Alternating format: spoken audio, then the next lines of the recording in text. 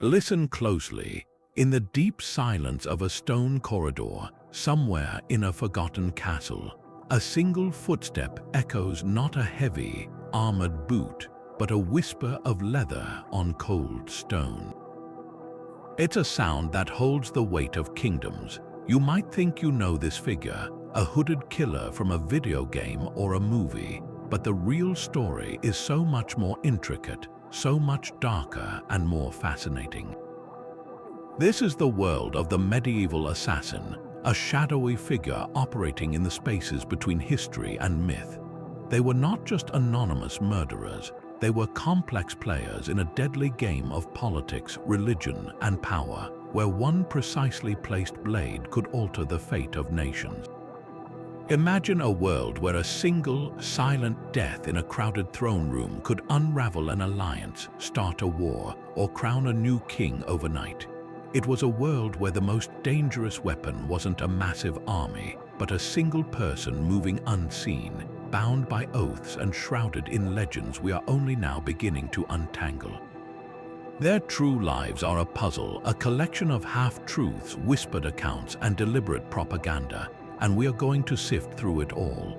We're not just looking at the act of killing, we are exploring the minds, the motivations, and the immense political pressure that forged these individuals into the most feared and mysterious operatives of their age. They were instruments of powerful masters, yes, but they were also strategists, escape artists, and masters of disguise, navigating a world teeming with intrigue. This journey will take us from the smoke-filled chambers where contracts were whispered, out into the bustling streets and desolate mountain passes where these agents did their grim work. We'll separate the popular fiction, the leap from the shadows cliches, from the startling historical reality of how these operations were truly planned and executed. You'll discover how a network of informants operated, how poisons were sourced and administered, and the incredible lengths these figures went to in order to remain ghosts in the historical record.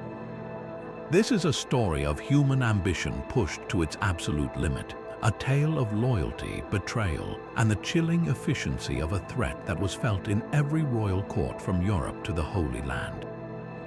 So settle in, because we are about to pull back the curtain on one of history's most enduring enigmas, revealing the secret lives of medieval assassins as you have never heard them before. So who exactly was a medieval assassin? It's a crucial distinction to make because these individuals were not soldiers. A knight or a man at arms fought as part of a recognized force in open battle, under banners and codes of conduct that, while often violated, at least existed as an ideal. Their violence was public, chaotic, and legitimized by the state or the crown. The assassin operated in a completely different sphere. They were a scalpel, not a sword. Their work was defined by its secrecy, its denial, and its terrifying precision. They were highly trained specialists, often nurtured from a young age within closed, secretive orders, or they were ruthless freelancers for hire. Their motives were rarely personal. They were instruments of a much larger design, wielded by kings, bishops, or shadowy organizations to achieve political, religious, or dynastic goals that could not be won on a battlefield. The language of the time itself reveals how people saw them. In Latin chronicles, you might find the word Sicarius, a term borrowed from ancient Rome meaning a dagger man, which carried connotations of a treacherous back-alley killer. In England, after the Norman conquest, the word murderer began to take on its modern meaning, but it originally stemmed from the Old French murder, referring to a secret, unannounced killing, a stark contrast to the public bloodshed of war. This perception was everything. A warrior could be respected, even in defeat. An assassin was universally feared and despised because their power came from violating the very rules of engagement. Their entire lives were a performance of deception. To succeed, they had to be masterful intelligence gatherers long before they were killers. This meant blending seamlessly into the bustling life of a medieval city or a pilgrim's route. They needed to speak the local dialects, understand the customs, and build networks of informants in taverns and marketplaces. A successful mission might involve weeks or months of patient observation, learning the target's routines, identifying their guards, and finding the one perfect moment of vulnerability. The actual strike was often swift and involved close-quarters weapons like a narrow dagger or a garrote, tools that could be concealed easily and used in a crowded room. This methodical, patient, and intelligence-driven approach is what truly separated them from the common cutthroat or a soldier in the fray, making them figures of both dread and a strange, dark fascination in the medieval imagination. But this shadowy figure, so fixed in our imagination, is often a creature of myth. That iconic image of a lone, hooded acrobat leaping from a rooftop to strike with impossible precision before vanishing into the night is a powerful and compelling story. It's a narrative that has been amplified over centuries, from romanticized chronicles to modern blockbusters. The reality, however, was almost always far more pragmatic and psychologically complex. For instance, the notion of the ubiquitous poison ring is a fantastic piece of lore, but historical evidence for their actual use in assassinations is incredibly sparse. Poisons were certainly part of the arsenal, but administering them was a messy, uncertain business that required constant access to the target's food or drink, a level of intimacy that was often impossible to achieve. A more likely scenario involved a trusted servant, a bribed cook, or a cup of wine poured at a banquet by a seemingly loyal courtier. This shifts the picture dramatically from a superheroic feat to a chilling act of betrayal, which in many ways is far more terrifying. Similarly, while these operatives were undoubtedly skilled in close-quarters combat, they were not typically the master martial artists of legend, dispatching a dozen guards in a whirlwind of blades. Their goal was to avoid confrontation altogether. A direct fight meant failure. Success relied on anonymity, on being utterly unremarkable, on striking when the target was isolated and vulnerable, perhaps on a late-night visit to the privy, or while traveling with a minimal guard through a narrow city street. Historical accounts often point to these kinds of ambushes. The assassination of a prominent noble might be recorded simply as a death by unknown assailants on a road, or a sudden, fatal illness at court that was widely suspected to be foul play. The true genius of these operations lay not in flamboyant skill, but in meticulous planning, deep cover infiltration, and the ruthless exploitation of trust. They understood that the most effective weapon was often not a blade or a toxin, but the target's own routine, their sense of security, and the people they believed to be loyal. By stripping away the cinematic glamour, we don't diminish their effectiveness. We uncover a much more nuanced and human kind of danger. These were not invincible specters, but calculating individuals who turned the ordinary rhythms of medieval life, the crowded market, the busy castle corridor, the shared meal, into a lethal landscape. This grounded perspective is crucial because it allows us to move beyond the caricature and begin to understand the real-world systems, the patient strategies, and the profound political pressures that created and directed these living weapons. To truly grasp the nature of these shadow warriors, we must journey to the stark, mountainous landscapes of Persia and Syria during the time of the Crusades, where history and etymology collide in the form of the most infamous brotherhood of all. The word assassin itself, which has echoed through centuries to describe a clandestine killer, finds its direct origin in the name of a specific, real-world sect, the Nizari Ismailis. Their story begins with a formidable and charismatic leader, Hassan I-Sabbah. A man of profound intelligence and religious fervor, Hassan was a master strategist who seized the nearly impregnable fortress of Alamut, the Eagle's Nest, in the late 11th century. From this remote and formidable stronghold, perched high in the Alborz Mountains, he established not just a military base, but the heart of a revolutionary state and a theocracy built on a unique interpretation of Shia Islam. The Nizari Ismailis were a minority sect, surrounded by powerful enemies, the Sunni Seljuk Empire to their east and the Crusader states to their west. Lacking the vast armies of their adversaries, they perfected a different kind of warfare, one of targeted psychological terror. Their operatives, known as fidei, or self-sacrificing devotees, would infiltrate the courts and camps of their enemies, often living undercover for months to get close to a specific target, a ruthless general, a corrupt vizier, or a crusader king. The strike itself was almost always public, a dagger in broad daylight, ensuring that the message was received not just by the victim, but by everyone who held power. It was a brutal form of communication, designed to paralyze their enemies with fear and demonstrate that no one, no matter how well guarded, was beyond the reach of the old man of the mountain, as the Crusaders came to call Hassan and his successors. This reputation for unwavering commitment and terrifying precision is what forged their legend. But how did their name become the word we use today? European chroniclers writing accounts of the Crusades referred to these mysterious killers as assassini.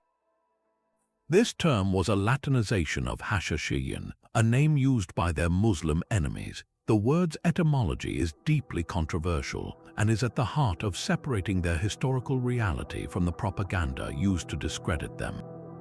Hashashin is often translated as hashish users, implying that these devotees were intoxicated on the drug before their missions, or that Hassan I Sabah used it to brainwash his followers into a state of blind obedience. This narrative, popularized by later travelers like Marco Polo, created an enduring image of drug-crazed fanatics. However, most modern historians cast serious doubt on this claim. It's far more likely that the term was a derogatory slur used by their Sunni rivals, intended to dismiss them not as pious religious warriors, but as low-class degenerates and outcasts. The Nizari Ismailis themselves fiercely rejected this label. Their motivations were not chemical, but theological and political. They were deeply committed to their faith and their imam, believing their actions were a sacred duty in the defense of their community. The power that allowed a fidei to walk calmly to his own death after striking his target wasn't derived from a drug, but from a profound, unshakable belief in divine reward and the righteousness of his cause. So when we use the word assassin, we are inadvertently echoing a centuries-old smear campaign, a powerful piece of psychological warfare that successfully painted these complex political and religious actors as mere drug-fueled murderers.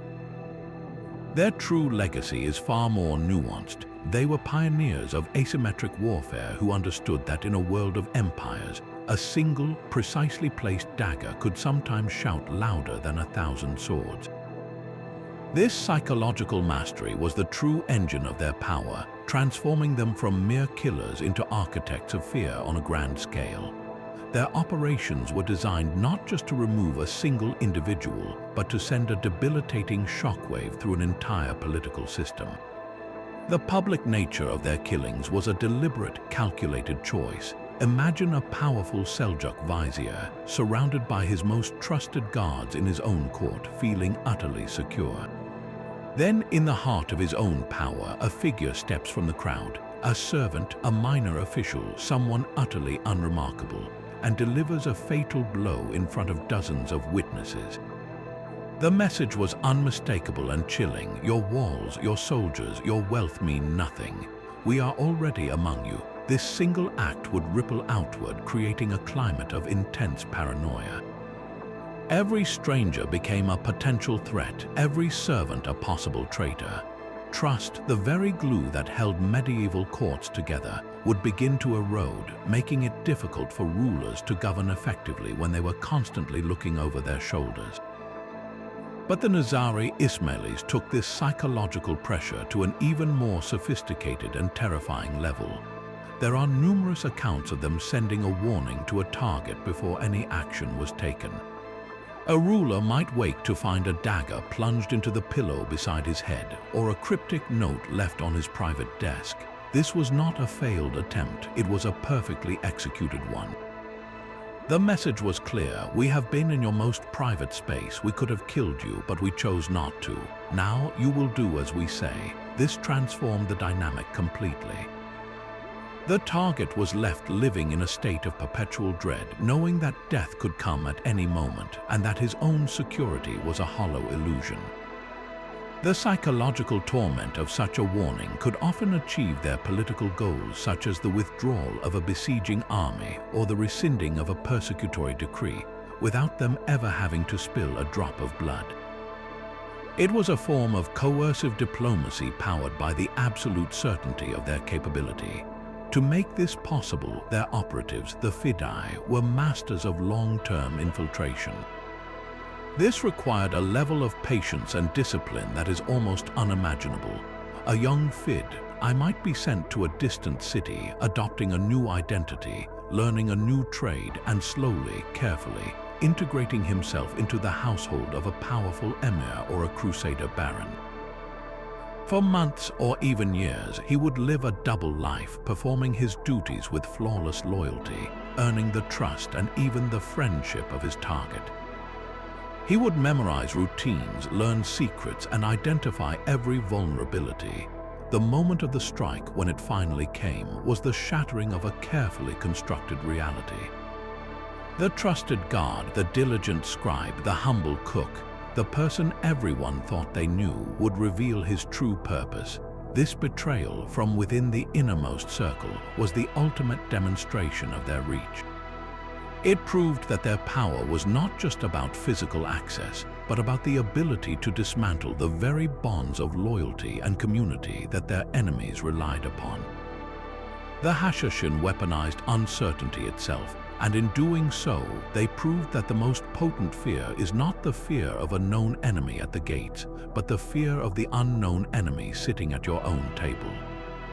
To truly understand the immense political clout the Hashashin wielded, we must look at the specific, high-profile individuals they targeted and the seismic consequences that followed each strike. Their strategy was one of maximum impact. They didn't waste their efforts on minor officials, but focused on the very pillars of power in the Crusader and Muslim worlds. One of their most significant and successful operations was the killing of Conrad of Montferrat, the de facto king of Jerusalem, in the spring of 1192. Conrad was a towering figure, a charismatic and skilled military leader who had successfully defended the city of Tyre from the legendary Saladin, and he was on the verge of being formally crowned. His death was a masterclass in precision and timing. Two Hashashin operatives had spent weeks integrating themselves into the life of Tyre, posing as Christian monks. They waited for the perfect moment, approaching Conrad as he walked through the city streets, and struck him down with their daggers. The political shockwave was immediate and catastrophic. With Conrad's death, the line of succession for the Kingdom of Jerusalem was thrown into chaos, directly altering the course of the Third Crusade and ultimately leading to a treaty that left the Holy City in Muslim hands.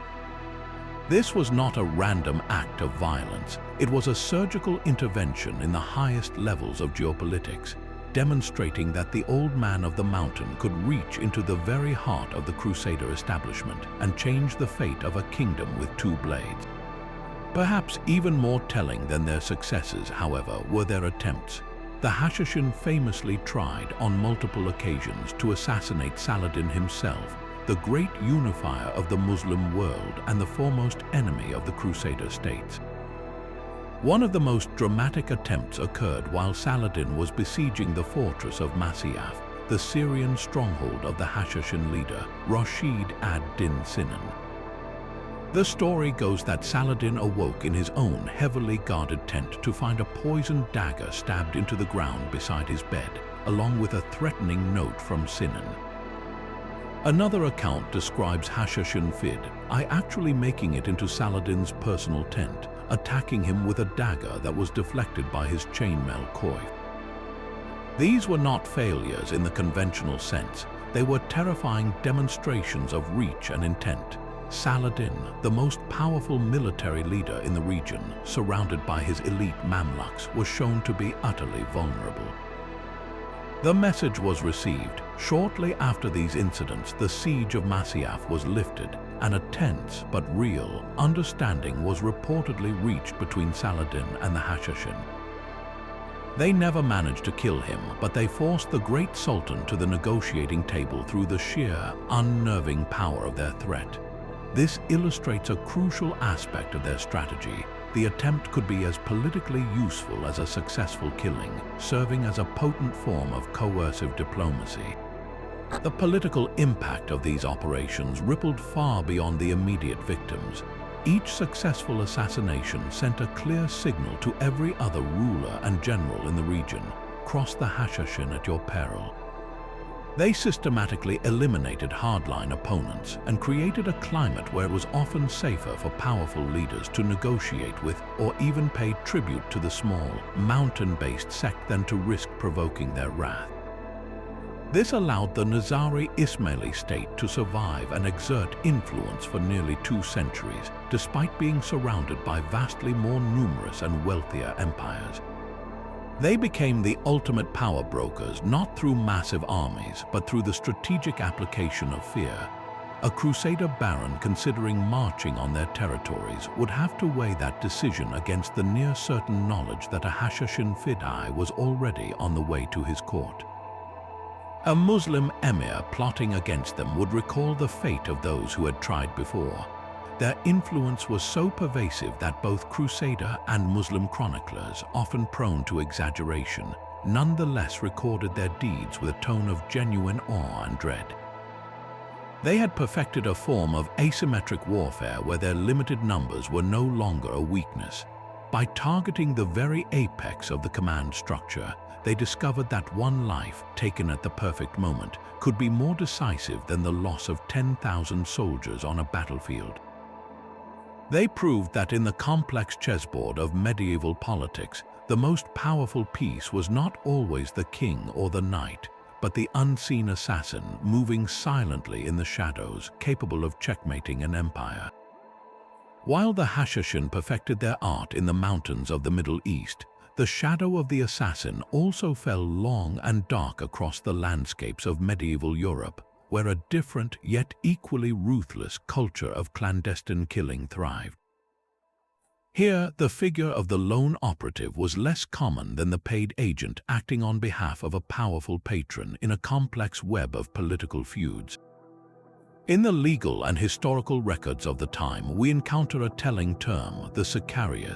This Latin word meaning dagger man was a direct inheritance from ancient Rome, where it referred to a political killer, and it carried a heavy connotation of treachery and back-alley murder. To be labeled a Sicarii in a medieval court was to be accused of the most dishonorable form of violence, a killing done not in open battle, but from the shadows with a concealed blade. This legal distinction is crucial because it highlights how deeply the fear of this kind of targeted murder was embedded in the European psyche. It wasn't just a crime, it was a violation of the social and political order, a weapon used when the public, honorable methods of war or legal challenge had failed or were deemed too risky. This grim reality played out incessantly in the bitter rivalries between noble families, the cutthroat politics of rival city-states like Venice or Genoa, and the treacherous corridors of royal courts from England to Italy. Unlike the Hashashin, Europe did not have a single, unified order of assassins. Instead, it cultivated a decentralized network of opportunity and vengeance. A nobleman locked in a land dispute might hire a team of bravos to ambush his rival on a forest road. A merchant republic seeking to eliminate a troublesome admiral from a competing city could discreetly pay a poisoner to frequent the same tavern. The tools were often the same: the easily concealed dagger, the doctored cup of wine, the arranged accident during a hunt. But the motive was almost always rooted in secular power struggles, land, wealth, succession, and political influence. This was murder as a form of unsanctioned private policy. The perpetrators were rarely ideologically driven fanatics like the Fidai, but more often career criminals, disgruntled knights, or simply desperate men hired for a few pieces of silver. Their existence was a dark, open secret, an acknowledged part of the political machinery that everyone decried in public yet often utilized in private. One of the most famous and illustrative examples of this blurred line between public execution and private political murder is the killing of Thomas Becket, the Archbishop of Canterbury, in his own cathedral in the year 1170. On the surface, this was not a covert assassination. 4 knights of King Henry II, acting on what they believed was the king's furious wish, confronted Becket in a sacred space and struck him down brutally. Yet, the event captures the essence of political murder in medieval Europe. It was a targeted killing of a specific political opponent ordered, or at least strongly encouraged, by the highest authority in the land. The knights did not sneak in under cover of darkness. They committed their act in a sacred public space, believing they were carrying out the king's justice without a formal trial. This public brutality, meant to serve as a stark warning to others who might defy the crown, backfired spectacularly, transforming Becket into a martyr and a saint. The Becket case shows us that in Europe, the distinction between a state execution, a murder by overzealous followers, and a calculated political hit could be dangerously thin. It was a world where a monarch's angrily spoken words, like Henry's legendary cry of "Will no one rid me of this turbulent priest?" could be interpreted as a de facto death warrant, launching a chain of events that combined public spectacle with private vendetta. This culture of clandestine killing was so pervasive that it shaped the very architecture and rituals of daily life for the powerful. Lords traveled with larger personal guards, not just for show, but from a genuine fear of ambush. The concept of a food taster became a standard position in many royal households, a direct response to the ever-present threat of poison. Castles, while formidable against armies, were redesigned with intricate passageways and private chambers to control access and reduce the risk of infiltration. The political murder was a corrosive force, breeding paranoia and eroding trust at every level of society. A man could not be certain if his closest advisor was loyal or if his cupbearer had been bribed by a rival. While Europe never produced a figure like Hassan Saba to systematize this form of warfare into a religious and political doctrine, it developed its own brutal and efficient ecosystem of secret violence. It was a world where the dagger in the dark was often the final, unspoken argument in a dispute over power, a grim testament to the fact that the human impulse to eliminate a rival through stealth was a universal constant, as deeply entrenched in the stone castles of Europe as it was in the mountain fortresses of the East. Now, let's turn our attention to the one piece of equipment that truly defined the assassin's grim profession, the dagger. When you picture that shadowy figure, the weapon in their hand isn't a gleaming longsword or a heavy battle axe. It's a shorter, more personal blade, an instrument of intimate and final violence. This was not a weapon for the chaos of the battlefield. It was a tool for the quiet, calculated moment, and its design evolved perfectly for this single, deadly purpose. Among the most specialized variants was the miséricorde, a name derived from the French word for mercy. On the surface, its use seemed almost charitable. It was the blade used to deliver a final, piercing thrust through the visor of a helmet or a gap in a knight's plate armor to end the suffering of a mortally wounded combatant. But in the hands of an assassin, this same design principle was twisted to a far darker end. The miséricorde typically featured a very narrow, stiff, and sharply triangular or diamond-shaped blade, a shape engineered for one thing: penetration.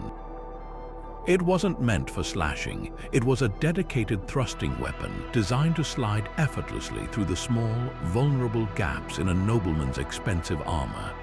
The armpit, the groin, or the eye slit of a helmet during a surprise attack in a confined space. Far more common for the kind of work we're discussing was the rondel dagger. You can recognize it by its distinctive, disc-shaped guards, the rondels, at the base of the grip and before the pommel. These guards weren't just for show. They prevented the user's hand from slipping onto the blade during a forceful, forward thrust, especially if the blade met resistance. The blade itself was often slender, stiff, and tapered to a needle-like point, much like the miséricorde. This design was brutally efficient. In the hands of a skilled user, a rondel dagger required very little swinging room.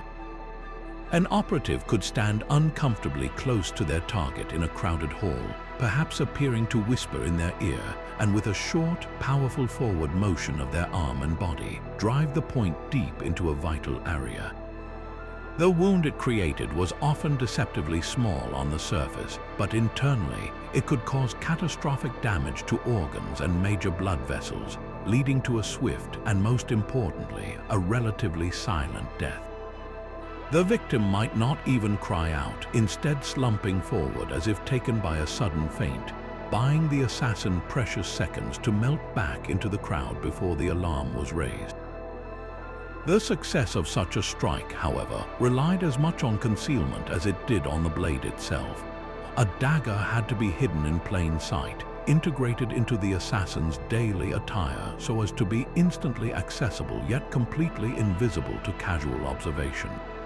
The most common method was to wear it in a sheath hanging vertically from the belt, often at the small of the back or on the hip, where it could be concealed by a cloak or a long tunic. For an even quicker and more discreet draw, some sheaths were designed to be worn horizontally across the back of the belt. With a simple brush of the arm across the torso, the assassin could grasp the hilt and pull the dagger free in one smooth, fluid motion. This level of readiness was essential when the perfect moment of vulnerability might last only a heartbeat, a target turning their back, a brief lapse in a guard's attention, or a moment of isolation in a dimly lit corridor. The goal was to have the weapon in hand and the strike delivered before anyone even registered the movement as a threat. This leads us to the grim science of the attack itself. A skilled user wasn't just stabbing randomly. They were targeting specific anatomical points to ensure a quick and fatal result. The most effective targets were areas where a deep thrust would cause immediate shock, massive blood loss, or the collapse of the respiratory system. The side of the neck, for instance, offered access to the carotid artery and jugular vein. A clean strike here would lead to unconsciousness within seconds and death shortly after. Another prime target was the armpit, where a blade could slide between the ribs directly into the heart or lungs, a technique especially useful if the target was wearing a chainmail hauberk but no plate armor. A downward thrust from behind, aimed between the collarbone and into the top of the lung, was another devastatingly effective move. This knowledge transformed the dagger from a simple knife into a precision instrument. It was the ultimate expression of the assassin's philosophy: maximum effect with minimal effort, a single, perfectly placed thrust that could alter the course of history, all delivered by a blade that was seldom seen until it was too late. While the dagger offered a swift and intimate end, it still required the assassin to get dangerously close to their victim. But there existed another, even more insidious tool in their arsenal, one that allowed them to strike from a distance without ever being present for the act itself: poison. This was the silent and subtle weapon, the art of murder without confrontation, a method that preyed upon the most basic human needs: to eat, to drink, to touch. The medieval world was a living apothecary of death, with potent toxins readily available to those who knew where to look in the forests and gardens. Among the most feared were poisons derived from common plants. Hemlock, a deceptively delicate-looking plant with fern-like leaves and small white flowers, contains a powerful neurotoxin that causes a gradual, ascending paralysis, ultimately shutting down the respiratory system. Then there was monkshood, also known as wolfsbane, a beautiful but deadly purple flower whose roots and leaves are laden with aconitine. Even a small amount, absorbed through the skin or ingested, could lead to numbness, vomiting, and fatal heart paralysis. And we cannot forget belladonna, or deadly nightshade, with its glossy black berries that contain atropine, causing delirium, rapid heartbeat, and death. But the natural world's threats weren't limited to the plant kingdom. Certain toads, like the common European variety, secrete a potent cocktail of toxins through their skin, including bufotenin, which could be carefully harvested and applied to objects or grimly added to drinks. The very ubiquity of these substances is what made them so terrifying. A trusted court herbalist or gardener could just as easily prepare a healing poultice as they could a lethal dose. The methods of administration were as varied as the poisons themselves, requiring not brute force, but a chillingly patient and clever approach. The most straightforward, of course, was to introduce the toxin directly into the target's food or drink. A bribed cook could add a few drops of a tincture to a stew, or a disloyal servant could coat the inside of a wine goblet before pouring. The key was often timing and dosage. A large, fast-acting dose might raise immediate suspicion of foul play, while a smaller, cumulative dose administered over weeks or months could mimic a wasting illness, a slow decline that doctors would attribute to bad humors or a weak constitution. This made poison the perfect weapon for a patient killer who wanted to avoid a sudden, dramatic death that would trigger an investigation. But the creativity didn't stop at the dinner table. An assassin could coat the pages of a letter or an important document with a contact poison like mercury or a concentrated toad secretion, knowing the victim would lick their fingers to turn the pages. Garments could be treated as well. A favorite pair of gloves or the lining of a hat could be brushed with a powdered toxin that would be absorbed through the skin over time. There are even accounts of poisoned swords and daggers, where the blade would be treated not to kill instantly upon a slash, but to ensure that any resulting wound would fester and prove fatal days later, long after the initial assailant had escaped. This level of subtlety transformed the entire environment into a potential death trap, turning objects of daily life into instruments of murder. This pervasive and invisible threat bred a climate of deep-seated paranoia, particularly within the gilded cages of royal courts. The fear of poisoning was not an irrational phobia. It was a logical response to a very real and ever-present danger. This dread fundamentally altered the rituals of power and daily life for the elite. The most famous precaution was the use of a food taster or a pregustator, a trusted servant whose grim job was to sample every dish and sip every cup of wine before it reached their master's lips. This practice, while offering some psychological comfort, was a flawed defense. A clever poisoner could dose only a specific portion of a meal, or use a delayed action toxin that would not affect the taster until long after the king had consumed his share. The very presence of a taster speaks volumes about the atmosphere of mistrust that pervaded these courts. Beyond this, rulers employed other safeguards. They might use intricate drinking vessels made from materials like narwhal tusk or crystal, which were believed to sweat or change color in the presence of poison. Some relied on unicorn horns, which were actually narwhal tusks or rhinoceros horns, believing they had the power to neutralize toxins. While these methods were based more on superstition than science, they underscore the profound vulnerability felt by those in power. A king might be safe from an army, but he could never be entirely safe from his own kitchen, his own wine cellar, or the hands of those who dressed him each morning. This shadow of suspicion falls directly onto some of history's most enigmatic figures, and few cases are as shrouded in mystery as the death of King John of England in 1216. The official historical record states that the unpopular king died of dysentery after a particularly gluttonous feast, a plausible enough end given the sanitary conditions of the time. But for centuries, rumors have persisted that he was, in fact, poisoned. The context is crucial. King John was one of the most reviled monarchs in English history, having lost the crown jewels in the wash, being excommunicated by the Pope, and facing a full-scale rebellion from his own barons, which led to the signing of the Magna Carta. He had enemies at every level of society. The story, chronicled by some monastic writers, suggests that a disgruntled monk from Swineshead Abbey, seeking vengeance for the king's tyranny, offered him a gift of fine, fresh peach cider. Unbeknownst to John, the monk had allegedly poisoned the drink. The tale continues that the king suffered a violent and agonizing death shortly thereafter. While modern historians generally accept the diagnosis of dysentery, the enduring power of the poisoning legend is itself a form of historical evidence. It reflects a world where such an end was not just possible but entirely believable.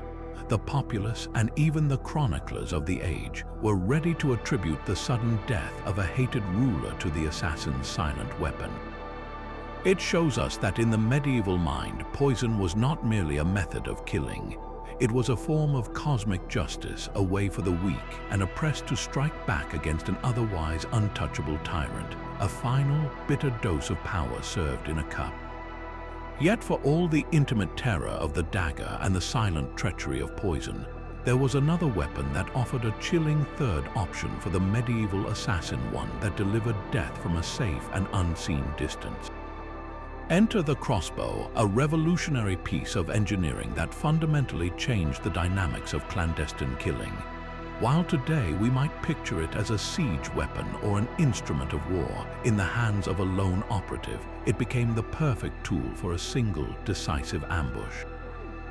Its greatest strength lay in its mechanical simplicity, especially when compared to the English longbow, the other renowned missile weapon of the era. Mastering the longbow was a lifetime's endeavor. It required immense upper body strength to draw a warbow with a 150-pound draw weight and years of practice to develop the muscle memory for accurate shooting. A longbowman was a product of his culture, trained from boyhood. The crossbow, by contrast, was a great equalizer. Its winch or goat's foot lever mechanism did the hard work of drawing the string and locking it into place, storing that tremendous energy within the weapon itself. This meant a user did not need to be particularly strong or have years of training. They simply needed the patience to aim and the nerve to pull the trigger. For an assassin working alone, perhaps a mercenary with only a basic skill set, this was a monumental advantage. They could achieve lethal, armor-piercing force without a lifetime of dedication, making the crossbow the ideal weapon for a one-time, high-stakes operation. This combination of power and relative ease of use opened up a whole new landscape of possibilities for an ambush. An operative could position themselves in a concealed location, hold their aim indefinitely without muscle strain, and release a bolt with devastating force at the exact moment their target came into view. Imagine a crowded market day. A crossbowman could fire from a shadowed upper-story window across the square, the bolt crossing the distance in a fraction of a second before the victim even registered the movement. In a forest, an assassin could lie in wait behind a thick tree, the crossbow resting steadily on a branch as a nobleman's hunting party passed by on the trail below.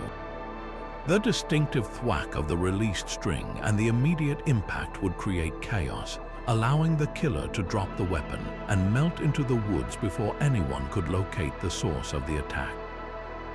Even within the supposed safety of a castle, the threat was real. A murder hole in a remote corridor, an arrow slit overlooking an inner courtyard, or a grate in a ceiling could all serve as a perfect firing point for a single, well-aimed bolt. The psychological impact was profound. It meant that danger was no longer confined to the space immediately around a person.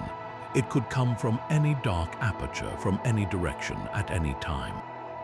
This created a perimeter of fear that was impossible to secure, turning every window and every alleyway into a potential death trap. This brings us to one of the most enduring mysteries in English history, a death that has fueled speculation of assassination for nearly 1,000 years, the sudden end of King William II, known as William Rufus. On an August day in the year 1100, the king went hunting in the New Forest with a party of his nobles, including his younger brother, the future King Henry I. During the chase, a stray arrow, loosed by a Norman nobleman named Walter Tile, struck William in the chest, killing him almost instantly. The official account declared it a tragic hunting accident, a case of a deflected arrow finding the king by mischance. But the circumstances were so perfectly aligned for a covert killing that many contemporaries and historians since have smelled a plot. Consider the scene: a dense forest, a chaotic hunt, and a king separated from the main body of his party. It was an environment tailor-made for an accident. A crossbow in this setting would have been even more effective than a longbow for a conspirator. The assassin wouldn't need to stand and draw a bow, a movement that might be seen. They could remain hidden in the undergrowth, the crossbow already drawn and loaded, waiting for the king to ride into their line of sight. The bolt's trajectory was flatter and faster than an arrow's, making it more accurate at a short range and more likely to punch through any leather or mail the king might have been wearing for the hunt. The question of motive points directly to the ultimate beneficiary of the king's death, his brother Henry. William Rufus was a harsh and unpopular ruler, and his death cleared the path for Henry to seize the throne with breathtaking speed, earning him the nickname Henry Beauclerk for his swift and decisive action. Walter Tile, the man who fired the fatal shot, was a known associate of Henry's. The official story claimed he was shooting at a stag and the arrow ricocheted, but the sheer improbability of such a shot killing the king has always strained credulity.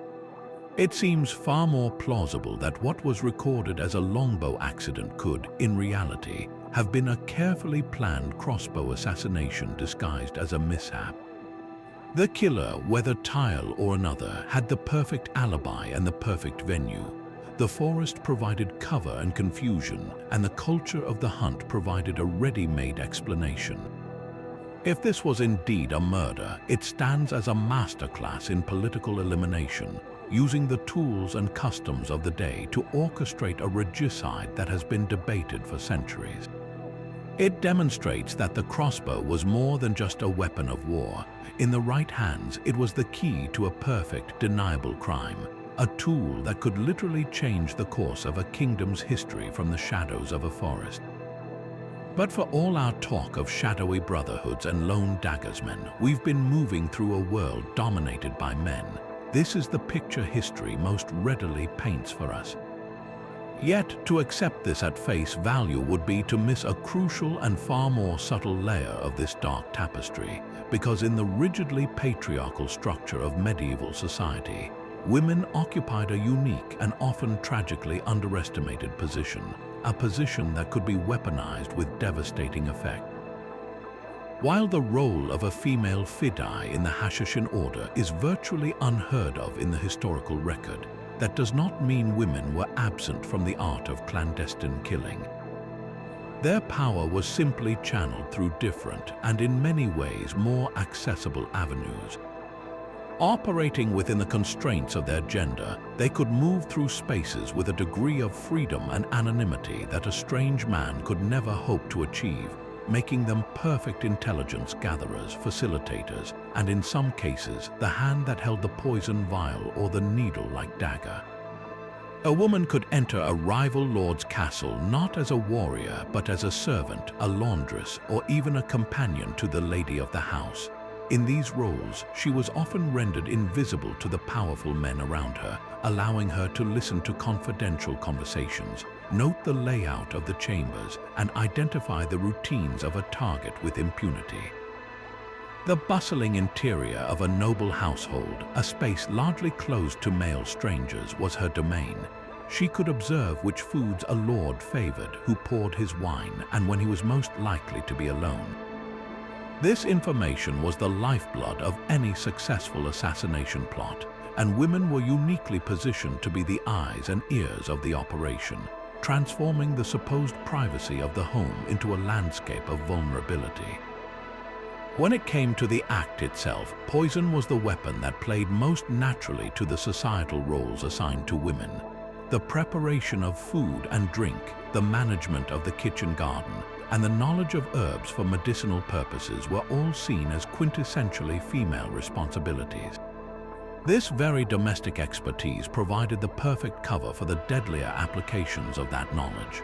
A woman skilled in using herbs to cure a fever could just as easily use them to concoct a fatal brew.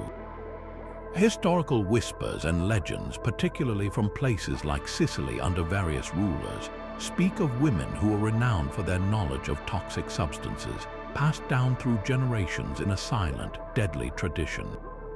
They knew which mushrooms could be added to a stew to mimic a sudden illness, or how to prepare a tincture from common garden plants that could induce a slow, wasting decline. Administering the poison was equally within their purview.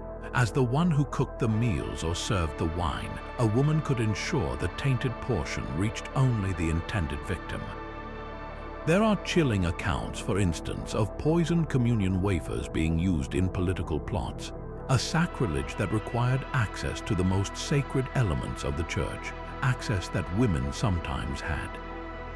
This method was insidious because it exploited the very trust placed in women to be nurturers and caretakers, turning the hearth into a weapon and the act of serving a meal into a potential execution. But to assume their involvement was always indirect or confined to the kitchen would be a mistake. There are documented cases and persistent legends that suggest some women took a far more hands-on role. While a woman wielding a broadsword would have drawn immediate attention, a narrow, needle-sharp dagger known as a stiletto was a different matter entirely.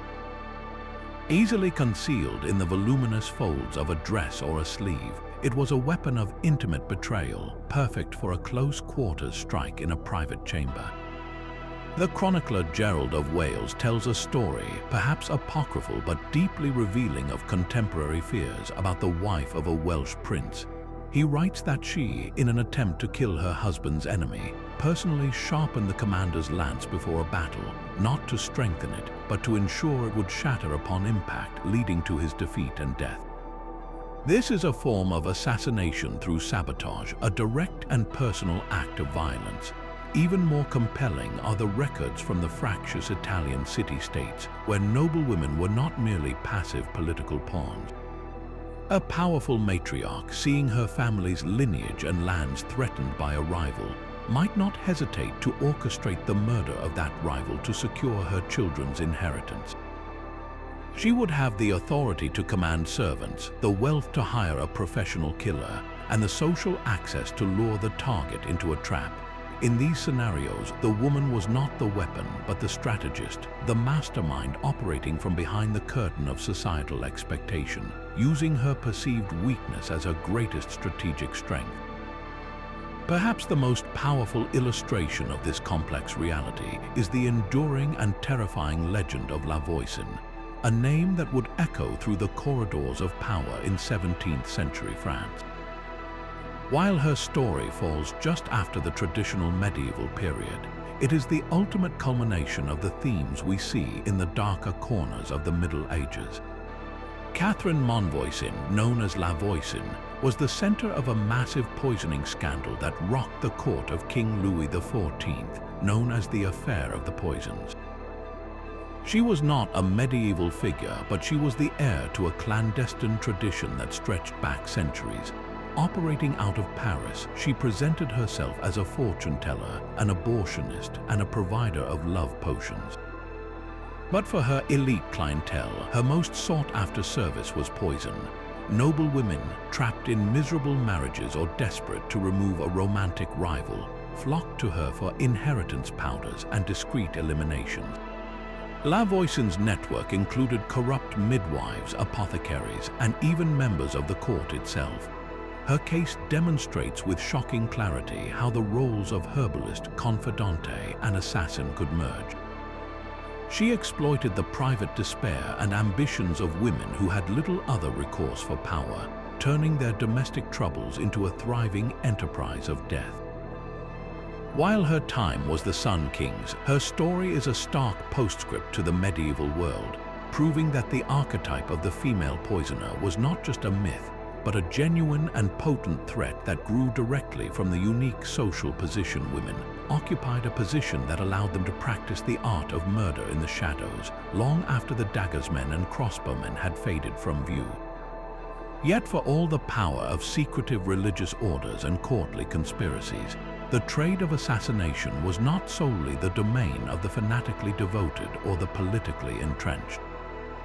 There existed a parallel and in many ways more terrifying reality, the world of the freelance assassin, the mercenary killer who sold his skills to the highest bidder, no questions asked. These individuals were the ultimate pragmatists in a violent age, operating completely outside any formal structure or ideology, their loyalty belonging only to the weight of the coin in their palm.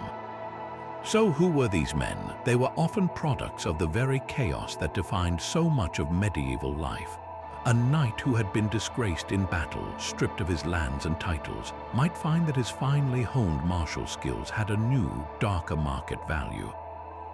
A soldier left masterless after his lord fell in war, a man known as a routier or a free companion, had to find a new way to survive, and the jobs that paid the best were often the ones that required the most discretion and the least honor. Then there were the skilled criminals, the expert cutpursers who knew every alleyway of a city, the poachers who could move through a forest without making a sound. For these individuals, a contract to kill was simply the next most lucrative step up from a life of petty crime. They were the ultimate outsiders, living on the fringes of a society that had already rejected them, and in that marginal existence they found a grim and dangerous freedom.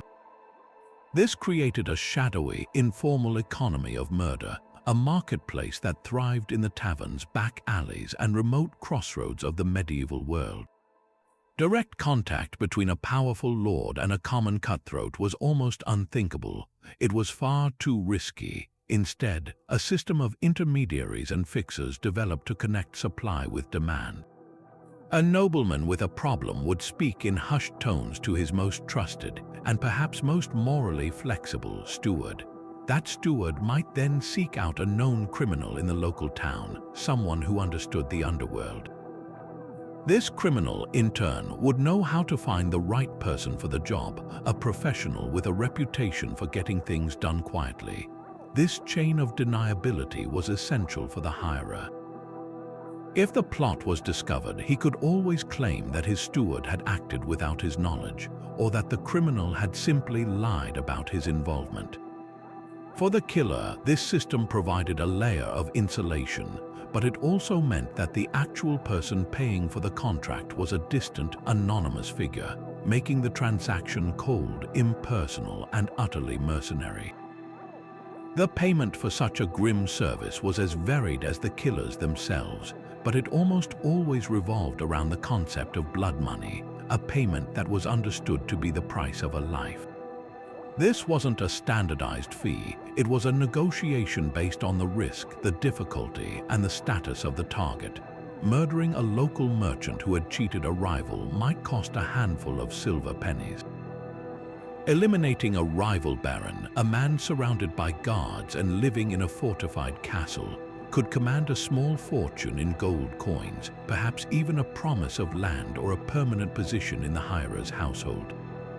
Payment was often structured in stages to manage risk for both parties. A small sum might be paid upfront to secure the killer's services and cover his immediate expenses. The larger final payment would be delivered only upon proof of the target's death. A specific item stolen from the body, agreed upon signal, or the killer's personal word if his reputation was strong enough. This system was fraught with peril. A hirer might try to cheat the assassin, refusing to pay the second half and perhaps even having him killed to tie up loose ends. Conversely, the assassin could always attempt to blackmail the person who hired him, knowing that the exposure of the plot could mean disgrace or execution for the wealthy patron. It was a business relationship built on a foundation of mutual distrust, where a handshake in a dark room could be as binding as a royal decree, and where betrayal was always just a heartbeat away. In the complex and often brutal world of medieval power struggles, few acts carry the raw, personal charge of the murder of King James I of Scotland. This wasn't a distant political strike orchestrated by a shadowy order. It was a crime of passionate hatred born from a feud that had festered for years, and it provides a starkly different perspective on the motivations behind regicide. The central figure in this tragedy, aside from the king himself, was a Scottish nobleman named James Stewart, a man history would remember by the ominous title he acquired, the Black Knight of Lorne. His story is one of personal ruin and a burning desire for vengeance that demonstrates how the line between political rebellion and a deeply personal grudge could become fatally blurred. To understand why Stuart would risk everything to kill his king, we must look back to a bitter rivalry between two powerful Scottish clans, the royal house of Stuart, to which the king belonged, and the Black Douglases, a family with ambitions of their own. James Stuart was a prominent member of this Douglas faction, and his loyalty placed him directly in the path of the king's consolidating power. King James I was a monarch determined to centralize authority and curb the influence of overly ambitious nobles like the Black Douglases, whom he rightly saw as a threat to his throne. In his efforts to tame the kingdom, the king moved decisively against his rivals, and James Stuart found himself on the losing side. The specifics are lost to time, but it is believed Stuart suffered a profound personal loss. Perhaps the execution of a close family member or the confiscation of his ancestral lands directly on the orders of the king. This wasn't just a political setback, it was a deep, searing personal wound, the kind that transforms a subject into an assassin. The stage was set not in a foreign land, but within the very heart of Scottish power in the city of Perth. The night of the murder, the 20th of February 1437, began with an air of normalcy. King James was residing at the Blackfriars Monastery in Perth, a place that should have offered sanctity and security. He was relaxing in his private chambers with his queen and a small group of courtiers, the business of the day done. It was then that a group of men, led by the Black Knight of Lorne and supported by a band of his followers, managed to gain access to the monastery. The details of how they breached the royal quarters are chilling in their simplicity. Some accounts suggest they were let in by a corrupted insider, a figure whose identity remains one of the case's enduring mysteries. Others claim they exploited a forgotten tunnel or simply overwhelmed the guards through sheer audacity. However they entered, their arrival was sudden and violent. The king, realizing the grave danger, acted with desperate courage. In a moment of quick thinking, he tore up a floorboard in the room, revealing a sewer vault that ran beneath the monastery, and he lowered himself into that dark, frigid space, hoping to hide until the danger passed. It was a clever plan, but it was undone by a tragic flaw. Just days before, the king himself had ordered that particular drain to be sealed off to prevent his tennis balls from rolling into it during games. His escape route was a dead end. The assassins, frenzied in their search, soon discovered his hiding place. What followed was not a quick, clinical kill, but a brutal, hands-on slaughter. The Black Knight of Lorne and his accomplices descended into the vault and stabbed the king repeatedly. The chronicles of the time record that he was struck over 24 times, a frenzy of violence that speaks to the deeply personal hatred driving the attack. This was not the work of a dispassionate hired blade. This was the culmination of a vendetta.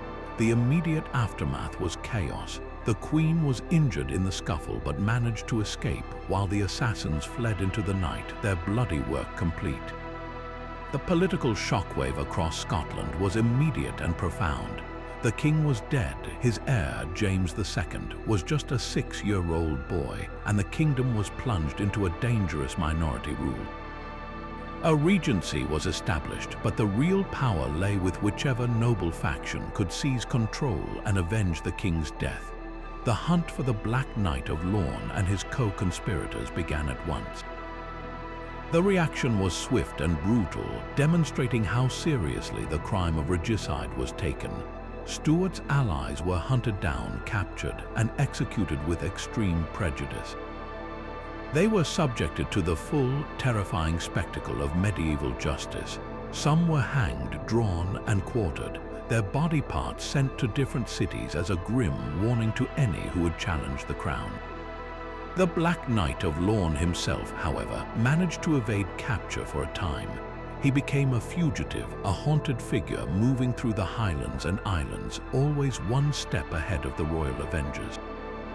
His eventual fate is cloaked in the mists of legend. Some stories claim he was tracked down and killed in a final, desperate skirmish. Others suggest he died in exile, a broken man haunted by his terrible deed. But his name, the Black Knight of Lorne, lived on, forever stained by the blood of a king. In the years that followed, legends began to grow around the event, as they often do with such shocking crimes. One persistent tale claimed that a prophecy had foretold the king's death, a Celtic verse that warned a king would die that year in a red gown and a bloody shirt.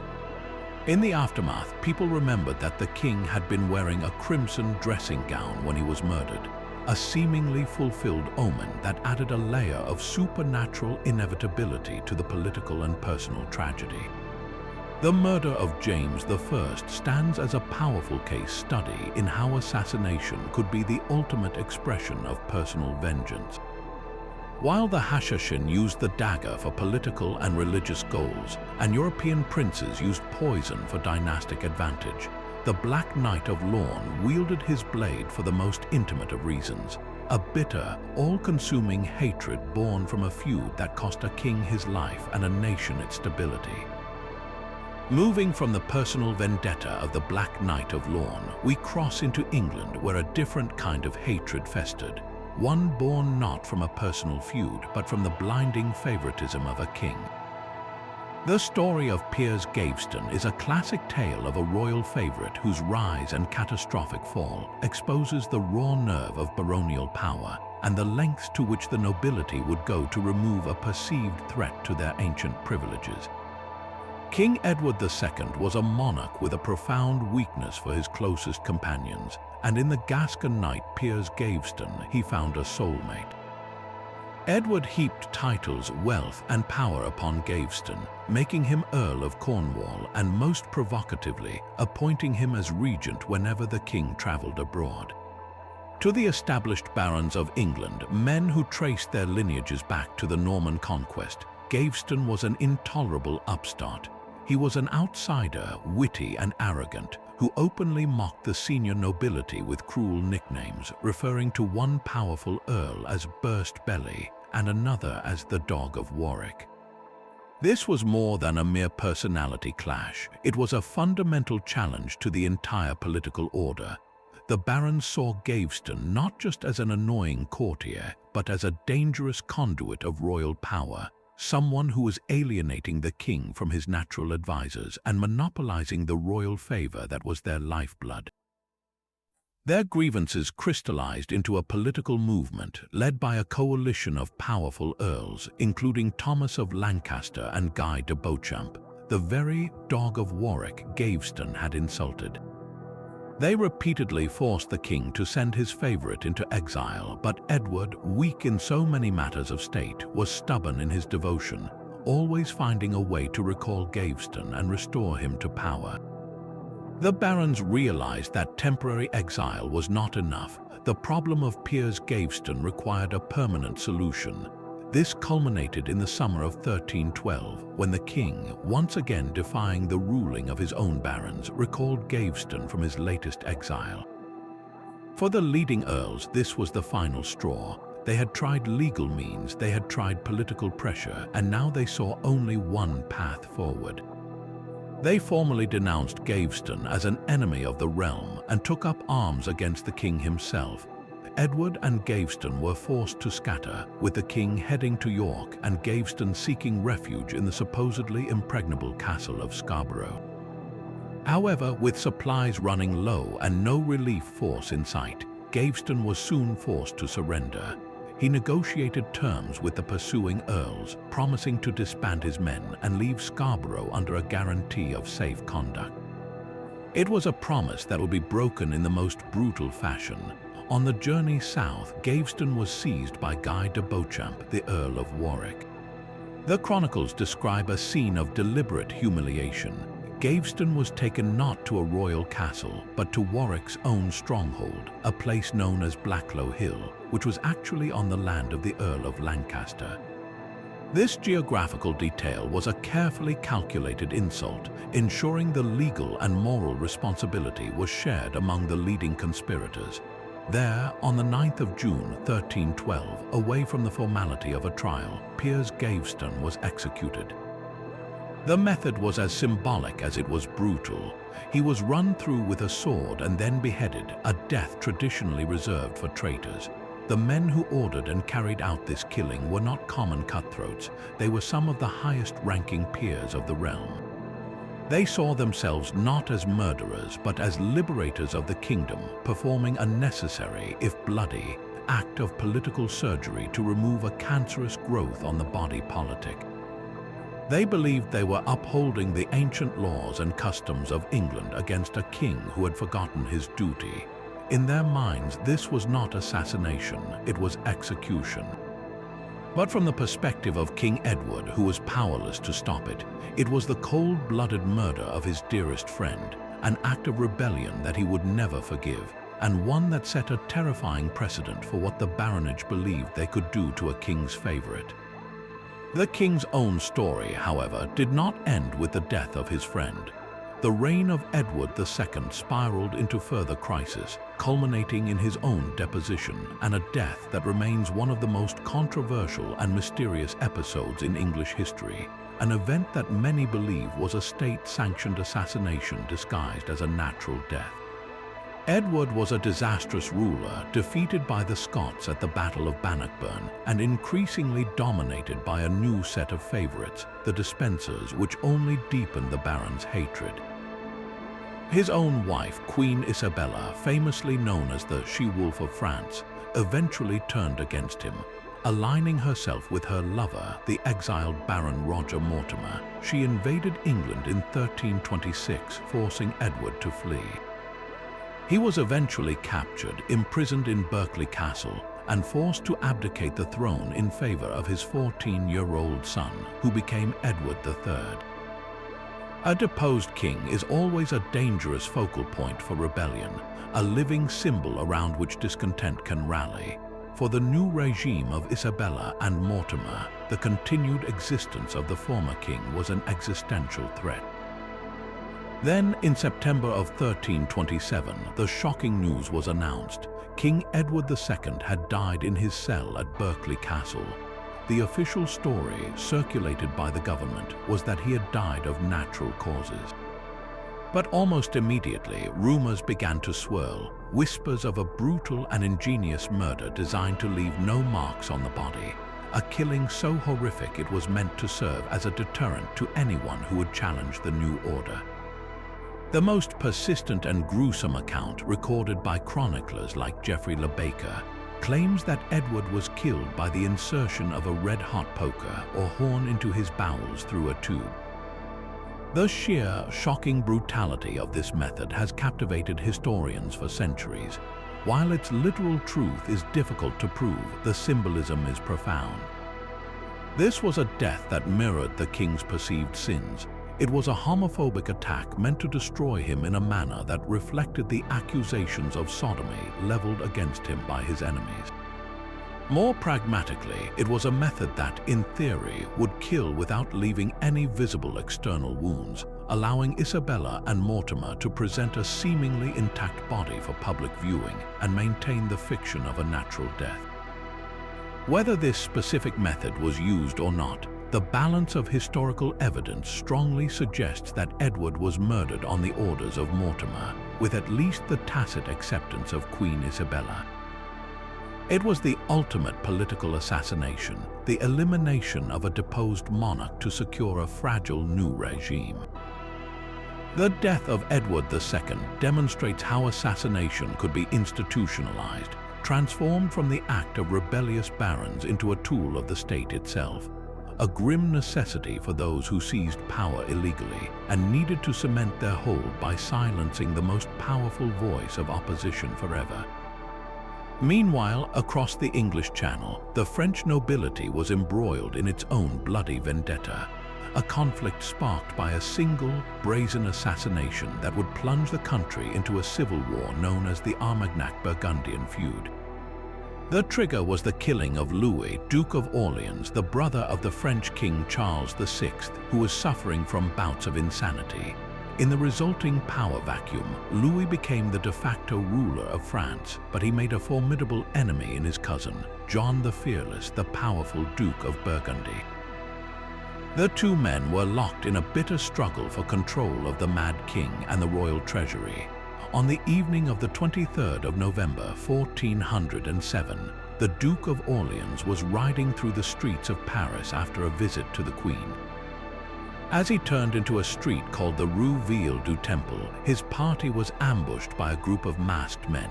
They swarmed the Duke's horse, and one of them, reportedly crying, "Kill him!" "Kill him" smashed the Duke's skull with a battle axe. His arm was then severed, and his body was left lying in the gutter. This was not a covert poisoning or a discreet dagger in the dark. This was a public, almost ritualistic act of butchery designed to send an unmistakable message of terror.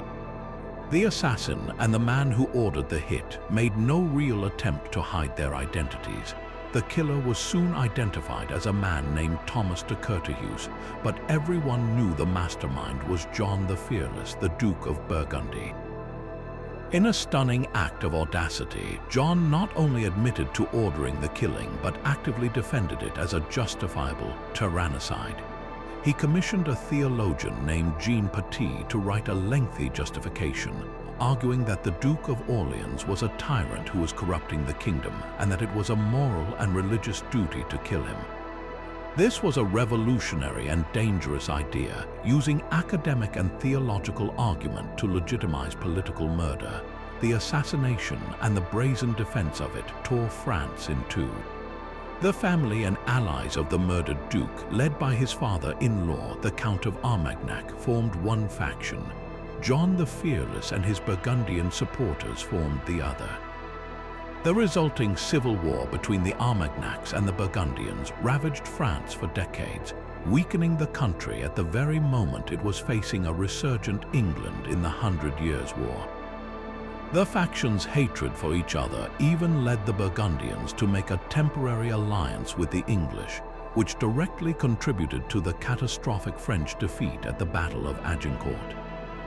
The story of the Duke of Orleans' murder shows us how a single assassination, when carried out against a figure of such high station and so openly defended, could act like a spark in a powder keg. It was not just the removal of a political rival, it was an act that shattered the fragile political consensus of a nation, legitimizing vendetta on a grand scale and demonstrating that when the rules of engagement are broken so publicly, the consequences can be a river of blood that drowns an entire generation. The moment a king or a great lord fell to an assassin's blade, the world didn't just pause, it fractured. The immediate aftermath of a successful assassination was a vortex of chaos, a terrifying liminal space where the established order evaporated in an instant. The single most destabilizing force was the sudden, yawning power vacuum. In a society built on a rigid chain of personal allegiance, the removal of the figure at the very top left everyone beneath them adrift. Loyalties, once guaranteed by oath and custom, instantly became negotiable. Courtiers who had basked in the victim's favor now scrambled to secure their positions or fled in fear of being associated with the fallen regime. Rival factions, previously held in check by the monarch's authority, now saw a fleeting, golden opportunity to seize the throne for themselves. This was the political landscape at its most volatile and dangerous, a free-for-all where the rules were suspended and ambition ran wild. There was no time for a smooth, orderly transition. The heir might be a child, an absent relative, or simply too weak to immediately assert control. In those first critical hours and days, the kingdom existed in a state of suspended animation, a collective holding of breath before the inevitable storm of succession broke. This volatile atmosphere almost always triggered a frenzied witch hunt for conspirators, real and imagined. The need to find a narrative to assign blame and restore a sense of control was overpowering. The authorities, or those seeking to become the new authorities, would launch ruthless investigations, often guided less by evidence and more by political expediency. Old grudges and rivalries were suddenly weaponized. A minor court official who had once argued with the dead king might find himself dragged into a dungeon and tortured into a confession. A rival noble family, long envied for their wealth and influence, could be conveniently framed for the crime, eliminating a political opponent while appearing to serve justice. The search for the assassin's blade was often just a pretext for a wider political purge. In some cases, a convenient scapegoat was produced with astonishing speed. A lone, fanatical killer who acted for obscure personal reasons, a story that allowed the powerful figures who may have truly been behind the plot to escape scrutiny. These brutal reprisals served a dual purpose. They provided a cathartic outlet for the public's shock and fear, and they efficiently cleared the chessboard of inconvenient pieces, allowing the rising powers to consolidate their control under the righteous banner of avenging the murdered leader. The long-term consequences could reshape the very map of a nation, and nowhere is this more starkly illustrated than in the decades of carnage known as the Wars of the Roses.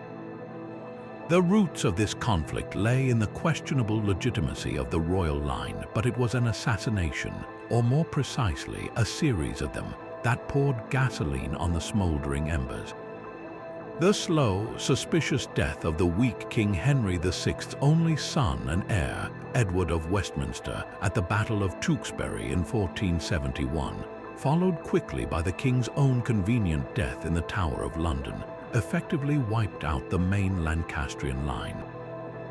This was widely believed to be a calculated murder ordered by the victorious Yorkist king, Edward IV. While this secured the throne for the House of York temporarily, it created a legacy of blood and betrayal that would soon consume the victors as well. The princes in the Tower, Edward IV's own young sons, were the next to vanish, almost certainly assassinated, an act universally blamed on their uncle, Richard III. These killings didn't end the conflict, they intensified it. The removal of the Lancastrian heirs seemed like a victory for the Yorks, but the subsequent murder of the Yorkist princes by one of their own so revolted the nobility that it opened the door for Henry Tudor to invade and claim the crown. The Wars of the Roses were a grisly demonstration of how assassination, intended to secure a dynasty, could instead unleash a cycle of vengeance that devoured entire families and plunged a nation into generations of civil war, proving that one violent solution often only sowed the seeds for the next. Yet, paradoxically, a successful assassination could sometimes have the opposite effect. It could strengthen the very regime it sought to destroy.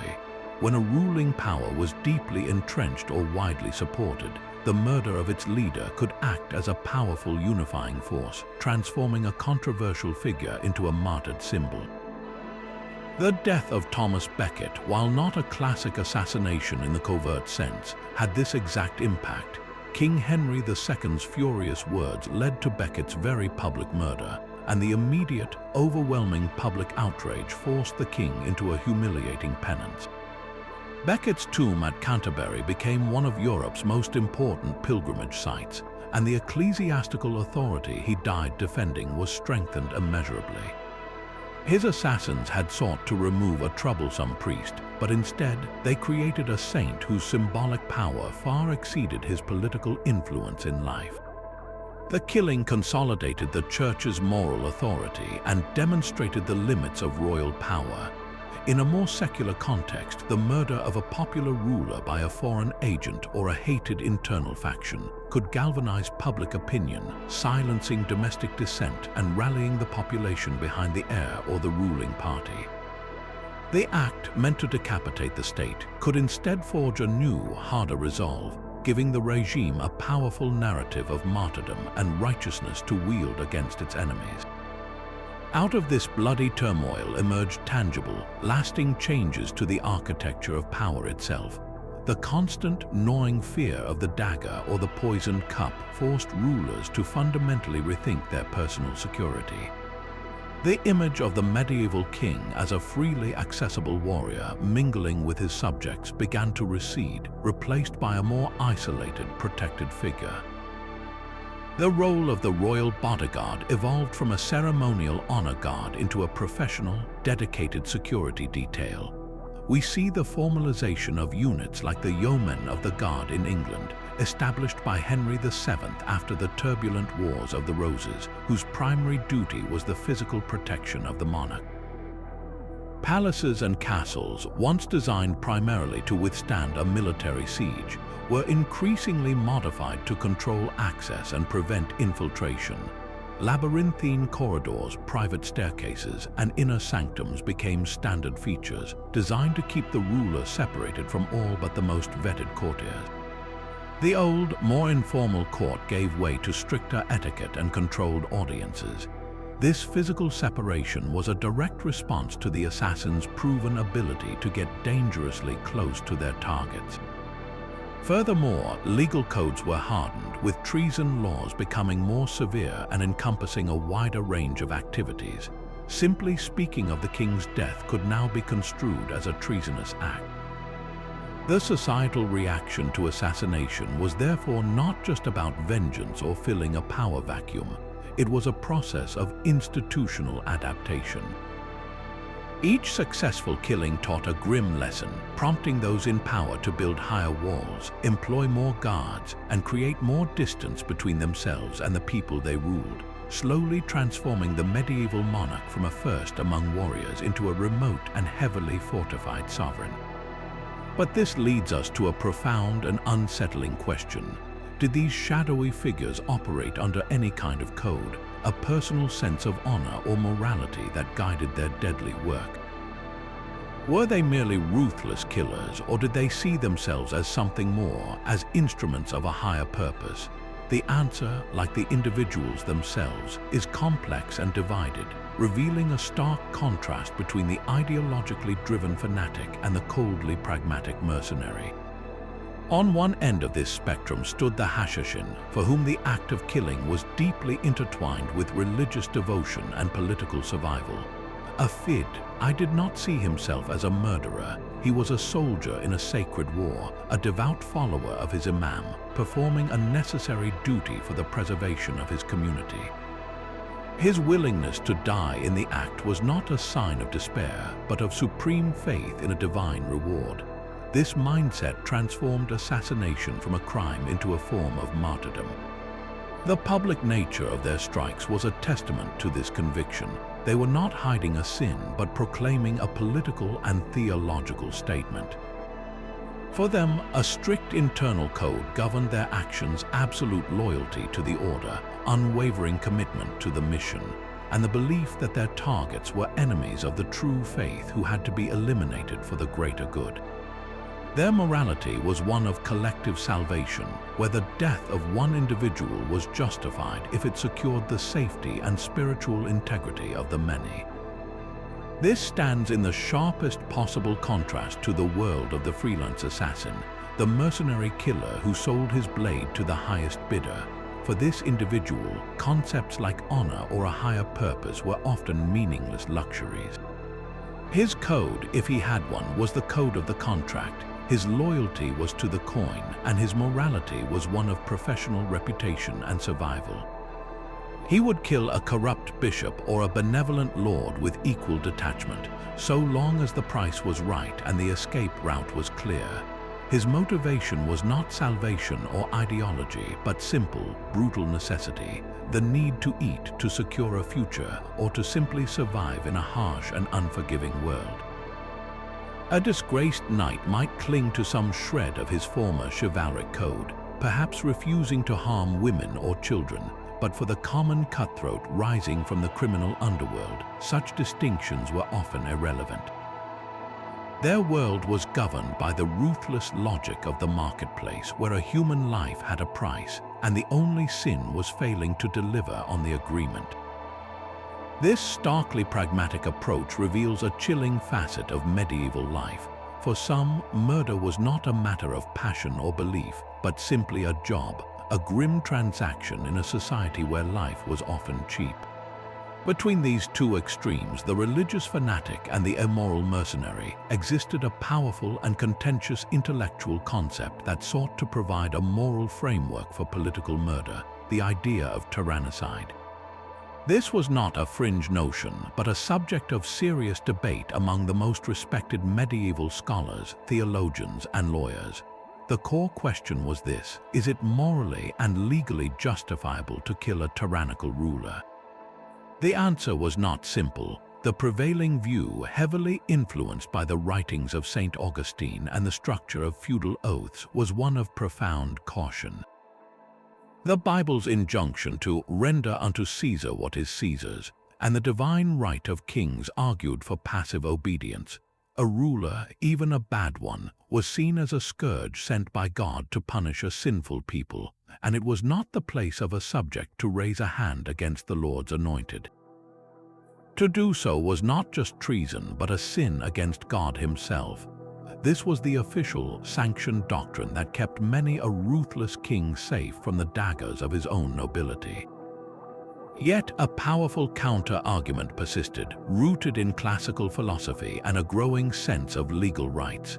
Scholars like John of Salisbury, writing in the 12th century, openly argued that a true tyrant, one who seized power illegally and ruled solely for his own cruel pleasure, trampling the laws and abusing his people, forfeited his right to be called a king. In this view, such a ruler was no longer God's minister but a public enemy, and killing him was not murder but a righteous and even praiseworthy act. This philosophical justification became a potent weapon in the hands of rebellious nobles. We saw it wielded with breathtaking audacity by John the Fearless, the Duke of Burgundy, after he ordered the murder of his rival, the Duke of Orleans. He didn't just admit to the killing, he commissioned a lengthy theological treatise to defend it as a necessary tyrannicide, arguing that he had acted for the good of the French kingdom. This was assassination reframed as a public service, a chillingly sophisticated attempt to cloak a brutal power grab in the language of moral philosophy. It demonstrates that even in an age of faith and feudal obligation, the human conscience wrestled with the ethics of power, and some were willing to cross the ultimate line, convinced that their bloody act was not just politically expedient but morally right. But how did one transform an ordinary person into this living, breathing instrument of political will? The journey from a common individual to a master of clandestine killing was a profound metamorphosis, a grueling process that reshaped both body and mind. For the Hashashin, this transformation began not with a dagger but with doctrine. The first and most crucial step was ideological indoctrination. A young recruit, often brought to the mountain fortress of Alamat as a boy, would be immersed in the unique theological and political worldview of the Nizari Ismaili state. He would learn that he was part of a chosen community, a saved remnant surrounded by powerful enemies who sought their destruction. The Grand Master, the so-called Old Man of the Mountain, was not just a political leader but a spiritual guide, an imam whose commands were considered divinely inspired. This intense religious education fostered an absolute, unshakable loyalty. The Fid-I was taught that his actions were not murder but jihad, a sacred struggle in defense of the faithful. His ultimate sacrifice, for he fully expected to die in the execution of his duty, was not an end but a glorious beginning, a direct passage to paradise. This psychological conditioning was the bedrock of their effectiveness. It created an operative who was utterly fearless and immune to bribery or coercion, because he believed he was already working for a reward no earthly power could offer. Alongside this mental fortification came a brutal regime of physical training. Life in the mountain fortresses was harsh and demanding, and the Fid-I had to be as resilient as the rock they lived on. They were trained in climbing, learning to scale sheer cliff faces under the cover of darkness to infiltrate enemy castles, or to simply move between their own remote outposts. Their agility was legendary. They practiced moving with absolute silence across loose stone and through dense undergrowth, their footfalls becoming whispers. Combat training was ruthlessly pragmatic. While they were not frontline soldiers, they were drilled extensively in the use of the dagger, the garrote, and small, concealable weapons. The goal was not a prolonged duel, but a single, incapacitating strike. They practiced these moves relentlessly, often against dummies or fellow trainees, aiming for the vulnerable points we discussed earlier: the neck, the armpit, the space between the ribs. This combination of spiritual fervor and physical prowess created the perfect operative, a man who could endure any hardship, overcome any physical barrier, and strike with cold, devout precision. In the fragmented kingdoms of Europe, the path to becoming a clandestine killer was far less formalized, but the raw materials were abundant in the form of the warrior class. A disgraced knight or a masterless man at arms already possessed a terrifying skill set. From his youth, he had been trained for war. He was a master of weapons, from the sword and lance to the dagger and the mace. He was physically powerful, accustomed to wearing heavy armor and fighting through exhaustion and pain. He understood tactics, discipline, and most importantly, he knew how to kill. For a nobleman seeking a deniable solution to a political problem, such a man was a prime candidate. The transition from honorable warrior to hired blade was often a story of fallen fortunes. A knight who had lost his lands in a failed rebellion, or a professional soldier whose lord had been killed in battle, found himself adrift. His martial skills, once his pride, became his only marketable commodity. The psychological shift was the true transformation. He had to suppress the chivalric code that, in theory, governed his conduct, the concepts of open battle, of giving quarter, of fighting for glory and God. In its place, he had to adopt a colder, more pragmatic mindset where the goal was not victory in the field, but a single, secret death, often for nothing more than a purse of silver. Regardless of their origin, the true art of the assassin lay not in the act of killing itself, but in the intricate tradecraft that surrounded it, the painstaking work that made the lethal moment possible. The first and most critical phase was surveillance and infiltration. An operative would spend weeks, sometimes months, studying his target. He needed to become a ghost in the machine of his target's daily life. This meant learning the entire rhythm of the household or the city quarter. When the guards changed shifts, which servants were lazy or corruptible, what route the target took to mass, and where he felt most secure. For a Hashashin fidei, this often meant adopting a deep and convincing cover identity, perhaps as a traveling merchant, a Sufi ascetic, or even converting to the target's faith. In Europe, a knight might use his class status to gain access to a rival's court, posing as a seeker of employment or a messenger from a distant land. This required a masterful performance, maintaining his disguise under the intense scrutiny of suspicious courtiers, all while meticulously gathering every piece of useful information. Disguise was therefore about more than just a change of clothes. It was about the total embodiment of a new persona. An operative had to master new dialects, learn the appropriate manners, and understand the local customs to avoid standing out. He might use stains to darken his skin, adopt a limp, or feign a simple-minded nature to be dismissed as harmless. The creation of a solid alibi was another essential layer of this protective deception. He would often be seen publicly in a location far from the eventual scene of the crime, engaging in mundane activities to build a witness trail that would divert suspicion after the deed was done. All of this meticulous preparation culminated in the strike, but the mission was not over until the operative had escaped. The escape plan was as carefully rehearsed as the kill. This might involve a pre-positioned horse in a secluded alley, a hidden boat on a river, or a network of safe houses through which he could vanish. The use of misdirection was common. He might immediately discard his outer garments, revealing the attire of a different social class, or blend into a panicked crowd, becoming just another frightened face.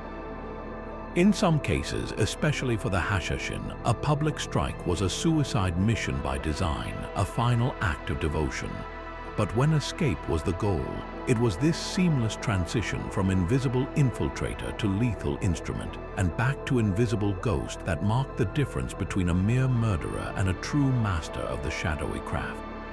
Yet for all their terrifying reality, the medieval assassin was never just a figure of flesh and blood.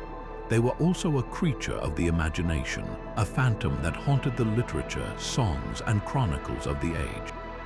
The stories people told about these shadowy killers were just as powerful as the political realities, often weaving together fact and fear to create an almost supernatural archetype.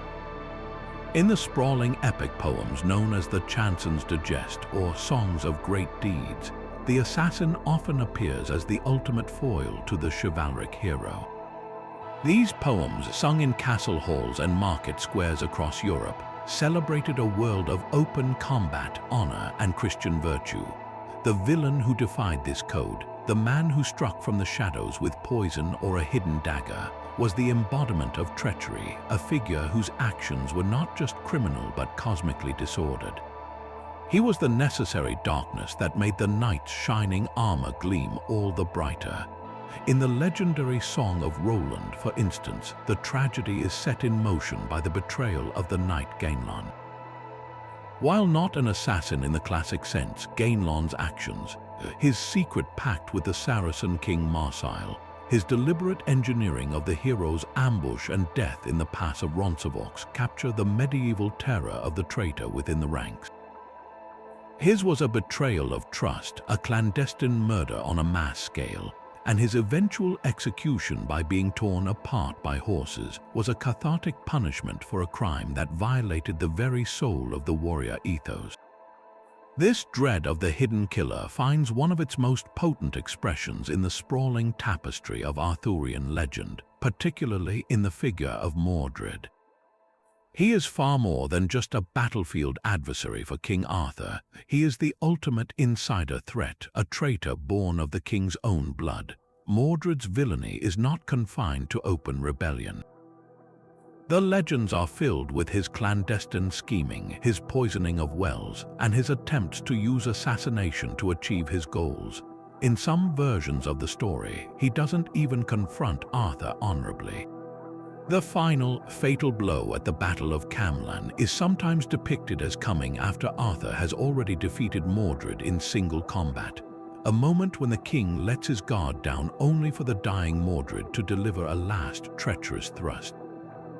This portrayal resonated deeply because it tapped into a universal anxiety of the medieval powerful, the fear that the greatest danger did not lie with a foreign army, but with the trusted nephew, the ambitious son, the smiling courtier who would one day reveal a dagger behind his back. Mordred was the archetype of the betrayer, and his story served as a constant, grim reminder that the bonds of blood and fealty could be severed by ambition, making the royal court as perilous as any battlefield. As we move from the epic grandeur of knightly poems to the more grounded, bustling world of late medieval England, the literary depiction of the assassin becomes less mythical and more insidiously familiar. Geoffrey Chaucer's The Canterbury Tales, written in the late 14th century, holds up a mirror to the entire spectrum of English society, and reflecting back from that glass is the persistent, unsettling fear of clandestine death. The most direct example comes from The Pardoner's Tale, a story within the story that is essentially a fable about greed and murder. In it, 3 riotous young men set out to kill death personified, but instead find a hoard of gold. Their plan to keep the treasure quickly devolves into a series of calculated assassinations among themselves.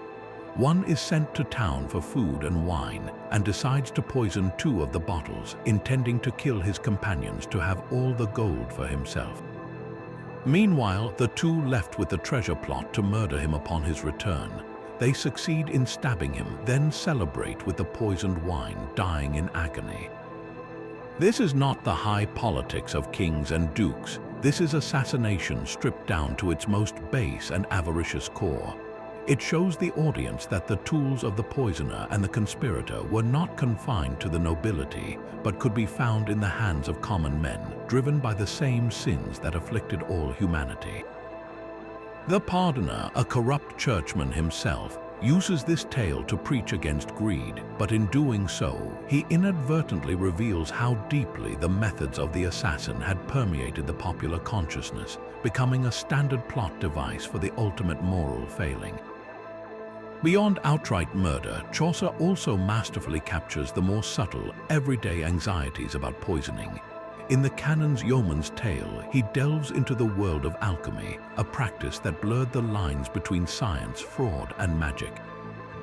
The tale exposes the tricks of a charlatan alchemist, but the very practice was intimately connected in the public mind with the creation of poisons. The same arcane knowledge that promised to turn lead into gold could also, people feared, be used to concoct undetectable toxins. This association was powerful. It made the alchemist's laboratory a place of both wonder and dread, a potential source of the inheritance powders that figured in so many dark rumors. This literary suspicion reflects a real-world paranoia.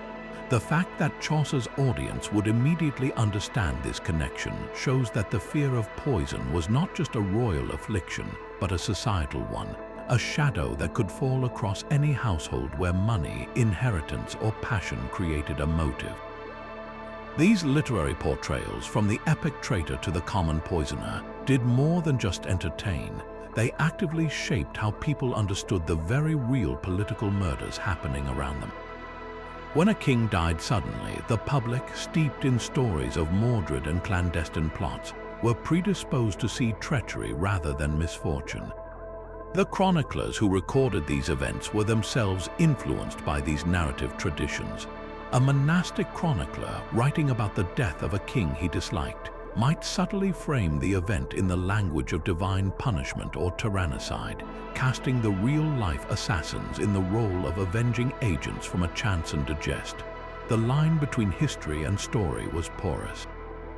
The exaggerated, archetypal assassin of literature provided a ready-made framework for interpreting the messy, complex realities of power. A successful regicide wasn't just a political act. It was a story that needed a villain, a motive, and a moral, and the rich lore of treacherous knights and cunning poisoners provided the perfect script. In this way, the shadowy figure of the medieval assassin achieved a strange kind of immortality, living on not only in the secret annals of history, but also in the timeless stories that gave shape to the deepest fears of an entire age. Now, let's step into the worn-out shoes of a medieval investigator, tasked with unraveling the ultimate crime in a world without fingerprints, DNA, or forensic science. A nobleman has been found dead in his chamber, a dagger by his side, and the whispers of assassination are already snaking through the castle corridors. Your first and most daunting challenge is to determine the cause of death with only your eyes, your hands, and a deeply limited understanding of the human body. The examination begins with a careful look at the corpse. Is the body contorted, suggesting the agonizing convulsions of a potent poison? Are there obvious gaping wounds from a blade, or just a single small puncture that might have been delivered by a narrow misericord dagger? A good investigator would note the color of the skin, looking for the lividity of bruising that might indicate where blood had pooled after death, potentially revealing if the body had been moved. They might even sniff the lips for the telltale bitter almond scent associated with some toxins, though this was a chancy and unreliable test at best. The biggest hurdle was the near-total absence of internal autopsy. The church strongly discouraged the mutilation of the dead, viewing it as a violation of the vessel that would one day be resurrected. Only in the most extreme, high-profile cases, and often only with royal or papal permission, would a body be opened up. This meant that a deadly internal hemorrhage from a precise dagger thrust or the subtle damage from a slow-acting poison could easily be missed. The official cause of death was often a best guess, recorded in Latin as by the visitation of God, or by misadventure, vague terms that could conveniently cover everything from a genuine illness to a well-disguised murder. With the physical evidence so threadbare, the investigation would inevitably turn to the search for witnesses. This was perhaps the most unreliable phase of the entire process. In the bustling, hierarchical world of a medieval castle, people saw what they were allowed to see, and they said what they thought would keep them safe. A lowly scullery maid might have glimpsed a hooded figure slipping down a back stairwell, but would she dare come forward to accuse a powerful lord? A guard might have been bribed to look the other way, and his testimony would be a carefully constructed lie from the very beginning. The concept of an objective, unbiased witness was almost non-existent. Testimony was shaped by fear, loyalty, and the potential for reward. Officials would question everyone from the highest-ranking courtier to the lowliest stable boy, but their stories would often conflict, creating a tangled web of alibis and accusations. Timekeeping was imprecise, relying on the position of the sun or the call of the monastery bells, making it nearly impossible to establish a precise timeline of events. In this environment, rumor and gossip often carried as much weight as actual testimony. A whispered suspicion about a bitter rival or a long-standing feud could rapidly harden into accepted fact, steering the entire investigation down a false path based on prejudice rather than proof. When witness testimony failed to produce a clear culprit, the legal system had a final, brutal tool at its disposal: a judicial torture. This was not the random brutality of a dungeon keeper. It was a formal, sanctioned procedure known as question, intended to extract a confession which was considered the queen of proofs. The theory, twisted as it was, held that a person would not confess to a crime punishable by a horrific death unless they were truly guilty. In practice, it was a machine for producing false confessions and perpetuating injustice. The methods were designed to inflict maximum agony without causing immediate death. The strappado, where a person's hands were tied behind their back and they were hoisted into the air, dislocating their shoulders, was a common favorite. The rack, which systematically stretched the body, was another. The application was often carefully regulated by law. A doctor might even be present to ensure the subject did not die prematurely. A confession was only considered valid if it was repeated freely after the torture had ceased, but the threat of further pain was always present. This process was overwhelmingly used on commoners. A nobleman, by virtue of his status, was often exempt from such physical torment, a stark reminder that justice in the Middle Ages was anything but blind. A tortured servant might name his master as the instigator, or he might invent a wild story involving foreign assassins just to make the pain stop, creating a narrative that satisfied the authorities but bore little resemblance to the truth. Overseeing this grim process was a patchwork of local officials, the most important of whom was the coroner. The coroner's primary duty was not to solve crimes, but to investigate any sudden or unexplained death that might represent a financial opportunity for the crown. If a person was murdered, their possessions were forfeit to the king. The coroner's inquest was therefore less about justice and more about royal revenue. He would assemble a jury of local men who knew the victim and the circumstances, and they would view the body and hear what evidence there was. Their findings were recorded in terse, administrative Latin. The record might state that a man was found with a knife in his back, but the culprit was unknown. This was a common and often frustrating conclusion. The coroner had no detective force at his disposal. He relied on the community to come forward with information, which, as we've seen, was a deeply unreliable system. In cases of high political murder, the investigation was often taken out of local hands entirely and conducted by special commissioners appointed by the king or a powerful lord. These investigations were inherently political. Their goal was less about uncovering the absolute truth and more about producing a finding that served the interests of the regime. A convenient scapegoat could be found, a rival faction could be implicated, or the death could be officially declared an accident to avoid embarrassing a powerful family or destabilizing the kingdom further. Truth was frequently the first casualty in the aftermath of a political killing.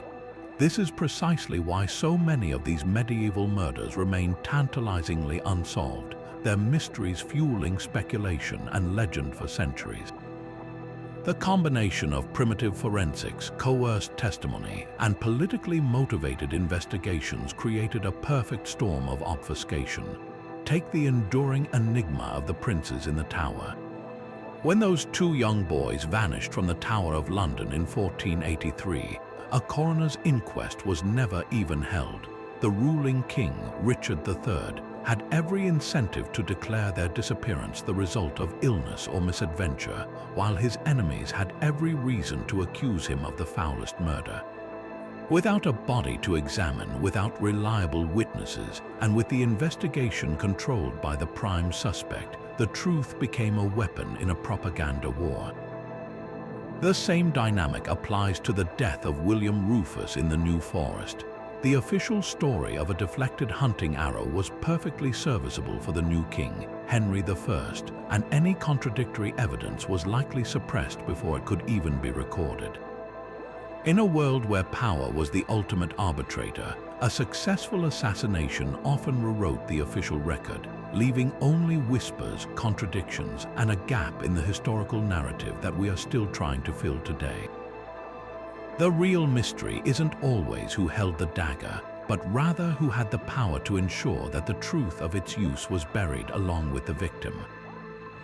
Facing a knight in full plate armor must have felt like confronting a walking fortress, a figure encased in steel from head to toe, seemingly invulnerable to any conventional attack. Yet the assassin's entire profession was built on solving exactly this kind of tactical puzzle, turning an apparent impossibility into a lethal certainty.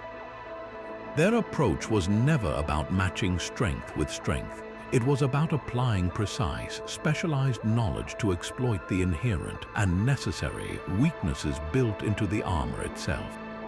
The first and most critical step was to understand that plate armor was not a single, rigid shell. It was a complex system of articulated plates designed to allow the wearer to move, breathe, and fight. This very functionality created the assassin's opportunities. The gaps were small and well protected by mail and padding, but they were there, at the joints of the armpits, the inner elbows, the groin, and behind the knees. The most famously vulnerable point, however, was the visor of the helmet. A knight's vision and breath depended on a narrow slit or a series of holes, and it was this tiny window that became a primary target for a determined killer. An attack on a fully armored man was therefore a study in anatomy and physics, a close-quarters struggle where a single, perfectly placed inch of steel could negate 100 pounds of expertly crafted plate. This is where the misericord dagger, the so-called mercy blade, revealed its far darker purpose. While its name came from its use in granting a final release to a mortally wounded knight, in the hands of an assassin, it was transformed into one of the most efficient armor-defeating tools ever devised. Its design was a masterclass in purpose-driven engineering. Unlike a slashing sword, the misericord featured a long, slender, and incredibly stiff blade, often with a sharply triangular or diamond-shaped cross-section. This shape was deliberately created to prevent the blade from flexing upon impact. The needle-like point was not meant to cut, it was designed to pierce. When driven with force into one of the gaps in the armor, such as the armpit, where the plates separated to allow the arm to swing, the misericord could slide through the underlying chainmail and padding, penetrating deep into the thoracic cavity to puncture the heart or lungs. The technique required was brutally intimate. The assassin wouldn't swing the dagger, they would grapple with the target, get inside their guard, and use their body weight to deliver a powerful, focused thrust, almost like a stonemason driving a chisel. Another favored method was the upward thrust under the skirt of the breastplate into the groin or abdomen. Against a helmet, the goal was to bypass the visor entirely by attacking the more vulnerable points. A powerful upward stab could be driven directly through the mail, protecting the throat and into the base of the skull. Alternatively, if the knight wore a viscid bassinet, an assassin could use a hook or even their hands to wrench the head sideways, exposing the side of the throat or the gap between the helmet and the gorget protecting the neck. The rondel dagger, with its disc-shaped guards preventing the hand from slipping, was perfectly suited for putting full body force behind this gruesome work. It was a grim, close-quarters dance of death where success was measured in millimeters and seconds. Given the immense difficulty and risk of such a direct physical confrontation, the intelligent assassin would always prefer a path of less resistance, seeking to attack the target when the legendary armor was nowhere to be seen. A knight was at his most vulnerable not on the battlefield but in the routine of his daily life. The moments of transition were particularly perilous. A lord would be unarmored while sleeping in his bedchamber, a space an infiltrator could reach with careful planning and a bribed guard. He was defenseless while bathing or answering the call of nature in the privy, often a solitary structure away from the main keep. Even the act of prayer in a private chapel offered a moment of isolation and lowered defenses. These were the golden opportunities that required patience and intelligence gathering, not martial prowess. The most effective killers never fought the armor, they simply waited for it to be taken off.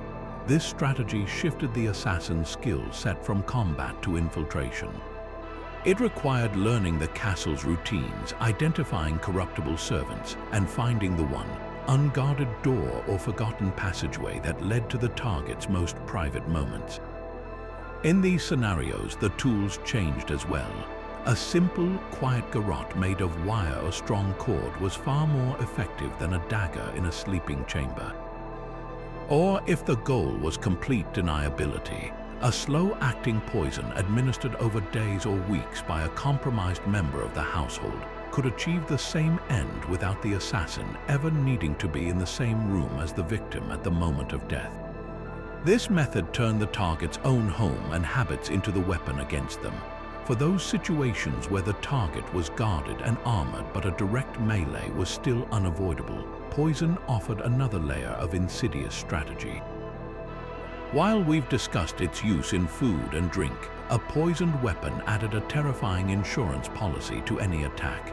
An assassin might coat the blade of their misericord or a small, needle-like stiletto with a toxic substance.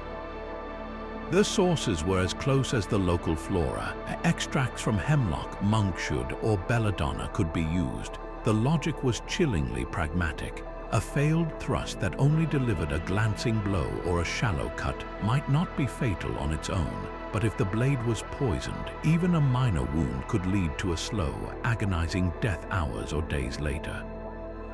This made the assassin's job marginally easier. They didn't need to land a perfect, killing blow in a single strike. They merely needed to draw blood before making their escape. The psychological warfare of this tactic cannot be overstated. In an age where even a small wound could fester and kill, the knowledge that an assailant's blades were envenomed would spread panic and dread. A guard who received a minor cut in a skirmish might later succumb to convulsions and fever, creating an aura of supernatural danger around the killer and demoralizing everyone tasked with the target's protection. It was a way to project power and lethality far beyond the physical reach of the assassin's arm. In the most extreme and desperate circumstances, an assassin might even resort to methods that bypassed the armor's protection entirely through blunt force or environmental manipulation. Suffocation, for instance, was a grimly effective, if messy, solution. If a knight could be ambushed and overwhelmed by several assailants, perhaps in a confined space like a narrow castle corridor, they could be pinned down, their visor forced open, and a cloak or pillow shoved over their face. Without the ability to breathe, the most expensive suit of armor in the world became a suffocating prison. Another brutal approach was to simply beat the target to death inside their own metal shell. Using heavy, blunt objects like a hammer or a mace, attackers could bludgeon the knight without ever piercing the steel. The armor would transmit the kinetic force of the blows, causing massive internal trauma, broken bones, and fatal concussions. The knight might emerge from the ordeal with his plate outwardly intact, but his body within would be a mass of shattered ribs and ruptured organs. This was not an elegant kill, but it was a certain one. Alternatively, an assassin could use the environment itself as a weapon. Pushing a heavily armored man from a high wall or down a steep stone staircase was a highly effective way to achieve a kill that could be plausibly dismissed as a tragic accident. The weight of the armor worked against the victim, turning a fall that might injure an unarmored man into a fatal plunge. Each of these methods underscores the same core principle. The assassin's greatest weapon was not a specific tool, but their creativity and their willingness to exploit every single aspect of their target's existence, from the gaps in their steel skin to the architecture of their own home. They fought not with brute force, but with a cold and ruthless intelligence, proving that no defense was ever truly perfect. So how did the shadowy figure of the medieval assassin, born in the mountain fortresses of Persia and the treacherous courts of Europe, make the incredible journey into our modern living rooms, transforming from a historical operative into a blockbuster action hero? The bridge between these two worlds was built by the very people who encountered them in the flesh, the crusaders and the merchants who traveled to the Holy Land. When these Europeans returned home, they brought back with them more than just relics and spices. They carried incredible, terrifying stories of a mysterious sect high in the mountains, led by a mysterious old man, whose disciples would kill and die with a fearless devotion that defied all understanding. These accounts, recorded by chroniclers like William of Tyre, were a potent mix of observed fact and burgeoning legend. The Crusaders had witnessed the effectiveness of the Hashashin's targeted killings firsthand. They had felt the paranoia that their presence created. But unable to fully comprehend the complex religious and political motivations of the Nizari Ismailis, they interpreted their devotion through a distinctly European Christian lens.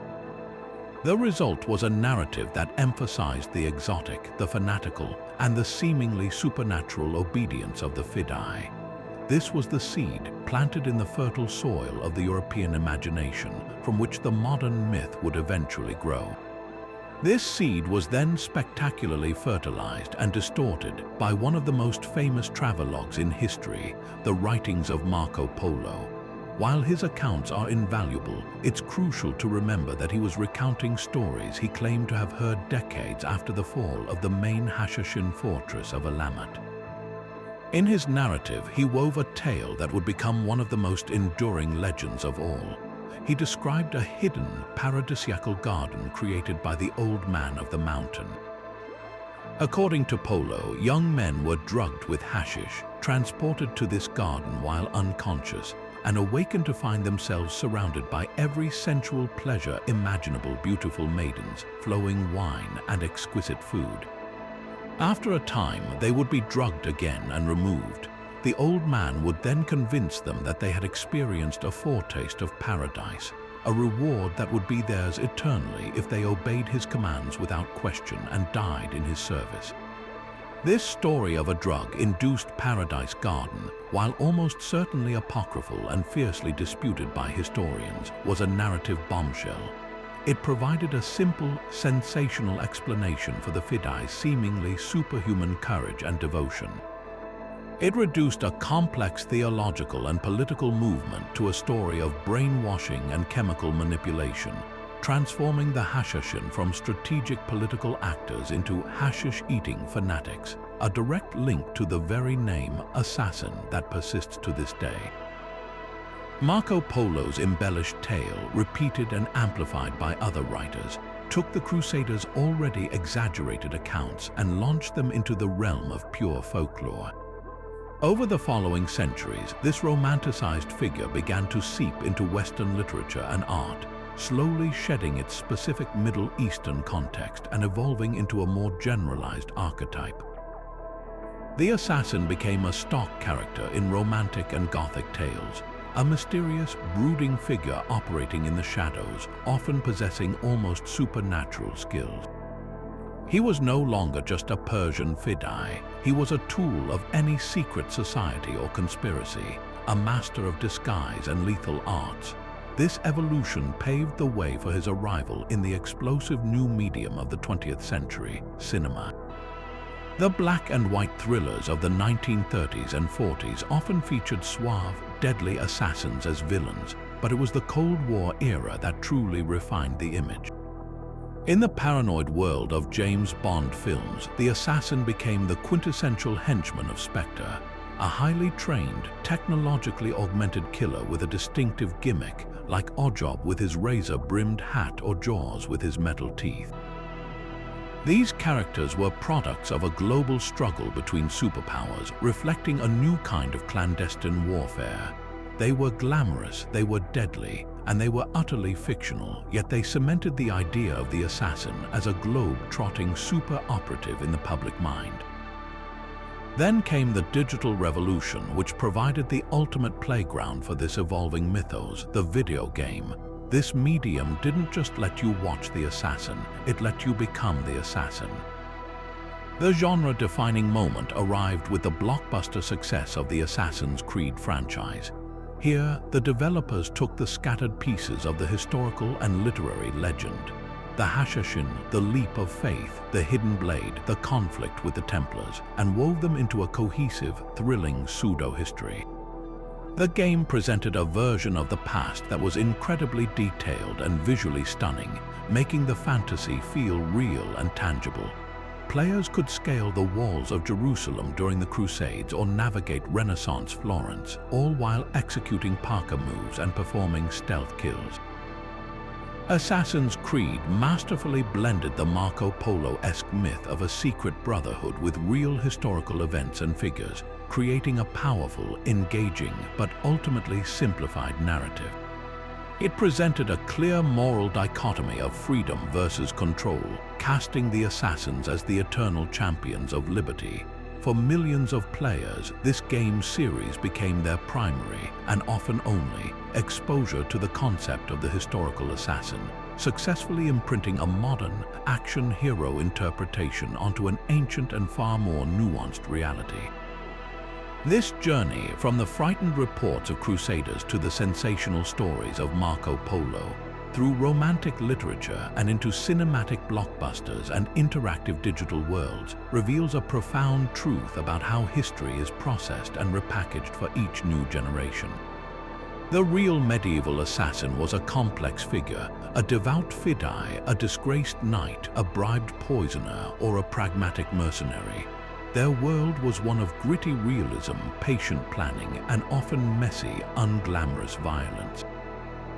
The modern myth, however, has sanded off those rough edges. It has traded the patient intelligence gatherer for the acrobatic superhero, the political motive for a cosmic battle between good and evil, and the grim reality of betrayal for the cool factor of a hidden blade. We have taken a human tool of medieval statecraft and transformed them into a symbol of individual agency and rebellion.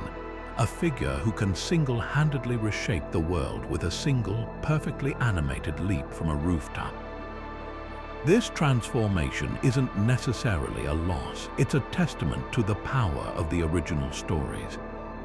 But understanding the long and winding road from the mountain fortress of Alamat to the game console in your living room allows us to appreciate the rich, complicated, and often misunderstood history that lies beneath the hooded silhouette, reminding us that the truth is always more fascinating than the legend. Yet for all the cases we've explored where suspicion points to a clear beneficiary or a known rival, some historical murders remain stubbornly locked in the realm of mystery. These are the cold cases of the Middle Ages, crimes where the evidence is circumstantial, the motives are tangled, and the truth seems to have been deliberately buried, leaving us with tantalizing puzzles that continue to fascinate and frustrate historians to this day. Let's step into the role of detective and examine three of the most enduring enigmas, starting with a death in an English forest that reeks of a perfectly staged accident. The case of King William II, known as William Rufus for his red-faced complexion, is a masterclass in political ambiguity. On the 2nd of August in the year 1100, the king went hunting in the New Forest with a party of his nobles, including his younger brother, Henry. The official story, as recorded by the chroniclers, is that a stray arrow loosed by a nobleman named Walter Tile ricocheted off an oak tree and struck the king squarely in the chest, killing him instantly. It was declared a tragic hunting mishap, a simple case of terrible luck, but when you scrutinize the scene, the narrative begins to fray at the edges. Consider the environment. A dense royal hunting preserve was the perfect place for an ambush. The chaos of the chase, the sound of hooves, and the shouts of men would have provided excellent cover for a single, well-aimed shot. Now consider the weapon. While a deflected longbow shot is theoretically possible, the odds of it hitting a moving target with lethal force are astronomically low. A crossbow, however, with its flat trajectory and ability to be held at the ready, would have been the far more reliable tool for a sniper hiding in the undergrowth. Then there is the question of motive, and here the evidence points directly to the king's brother, Henry. William Rufus was a harsh and unpopular king, and his death cleared the path for Henry to seize the throne with breathtaking, almost rehearsed speed. While his brother's body was left bleeding on the forest floor, Henry did not ride to the nearest city to announce the tragedy and mourn. He galloped directly to Winchester to secure the royal treasury, and then to London to have himself crowned king within just 3 days. This was not the behavior of a grieving sibling. It was the calculated power grab of a man who knew the opportunity was coming. Walter Tyle, the man officially blamed, fled to Normandy and never faced any serious consequences, leading many to suspect he was either a willing participant in a plot or a convenient patsy for a crime engineered by a brother whose ambition proved stronger than his blood ties. From a disputed death in a forest, we turn to the most infamous disappearance in English history, the Princes in the Tower. In the summer of 1483, the 12-year-old King Edward V and his younger brother, Richard, Duke of York, were lodged in the Royal Tower of London by their uncle, the Lord Protector, Richard, Duke of Gloucester. They were the sons of the late King Edward IV, the rightful heirs to the throne, but within months they simply vanished from public view, never to be seen again. The universal suspicion, then and now, is that they were murdered to secure their uncle's hold on the crown, which he took for himself as King Richard III. The case against Richard is powerful and largely built on the principle of cui bono, who benefits. With the boys out of the way, Richard's claim was secure. He had the motive, the opportunity, and the ruthless character to order such a deed. The Tudor historians who wrote after his downfall, like Sir Thomas More, laid the blame squarely at his feet, describing in grim detail how the boys were smothered in their beds by a hired assassin. Yet a counter-argument has persisted for centuries, a defense that paints Richard as the victim of a brilliant smear campaign. His defenders point out that the boys were declared illegitimate by Parliament before Richard took the throne, technically removing their claim and therefore his primary motive for killing them. They ask a crucial question. If Richard had already secured the crown through legal means, why would he then commit an act of such monstrous infamy that would inevitably turn the entire country against him? This line of thinking shifts suspicion to another powerful figure, Henry Tudor, the future King Henry VII, who defeated Richard at the Battle of Bosworth. The princes were a potential threat to Henry's tenuous claim as well. If they were still alive when he took the throne, they could have become a rallying point for rebellion. By having them killed and ensuring the blame fell on the now dead Richard, Henry would have eliminated his rivals and blackened the name of his predecessor in one masterful stroke. The discovery of 2 small skeletons in the tower in the 17th century, while suggestive, did little to solve the mystery, as their identity could never be conclusively proven. This case remains open because it is a battle of narratives, a perfect storm of missing evidence, political propaganda, and a crime so heinous that someone, whether it was Richard III, Henry VII, or another shadowy player, had every reason to ensure the truth would never see the light of day. Finally, we reach back to a legendary death that, while predating the medieval period, cast such a long shadow over the ancient world that its mystery feels timeless. the poisoning of Alexander the Great in the year 323 BC. The young conqueror of the known world fell violently ill after a prolonged drinking party in Babylon. He suffered fever, agonizing pain, and a slow, progressive paralysis that rendered him unable to speak, dying just 11 days later. The official cause was recorded as malaria or typhoid fever, but from the very beginning, the rumor of poison was pervasive. The case for murder rests on a compelling, if circumstantial, body of evidence described in later historical sources. The symptoms themselves are a major clue. Ancient accounts describe an illness that progressed not like a typical fever, but with a rising paralysis, a description that fits the effects of strychnine, or even more chillingly, a concoction made from the poisonous white hellebore plant, which was known in the ancient world. Then there is the suspect list, which reads like a who's who of Alexander's inner circle.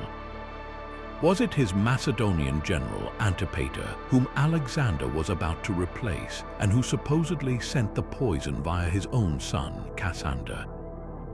Was it a disgruntled officer worried about Alexander's increasing adoption of Persian customs and his perceived descent into megalomania? Or, in the most dramatic theory of all, was it Alexander's own cupbearer, Iolaus, who had the perfect access and opportunity to tamper with the king's wine? The motive in this scenario was universal: the exhaustion of Alexander's commanders, who, after a decade of relentless conquest, saw no end in sight to his ambitions and may have decided that the only way to stop the march was to remove the march. The case against poison, however, is equally plausible.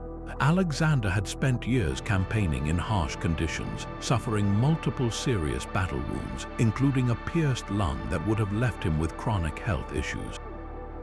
He had also recently begun drinking copiously, a combination of a pre-existing condition, the physical trauma of his wounds, a compromised immune system, and a sudden, severe infection like malaria or West Nile virus could easily have felled even a man of his legendary strength.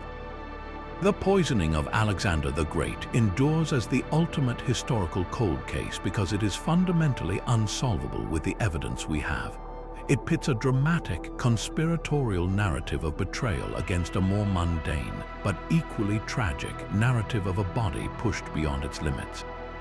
Each generation re-examines the clues, but the truth died with Alexander in that stuffy Babylonian chamber, leaving us to wonder whether the great conqueror was brought down by the invisible hand of an enemy, or simply by the relentless toll of his own incredible life.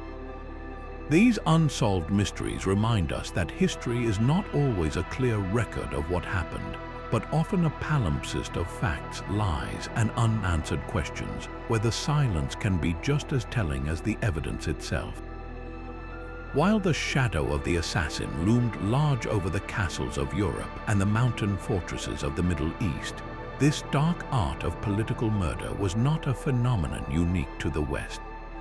Across the world, in the complex and warring states of feudal Japan, a strikingly similar class of shadow warrior emerged, operating under a different name but governed by many of the same brutal principles, the ninja or shinobi.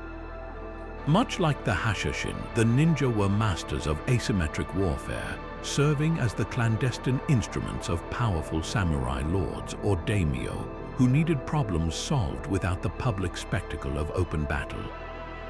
Their entire existence was built upon a foundation of secrecy and deniability. A samurai's identity was his pride, emblazoned on his banners and armor for all to see. A ninja's power, by contrast, lay in being a complete non-entity, a ghost who left no name and, in a perfect operation, no evidence of his presence whatsoever.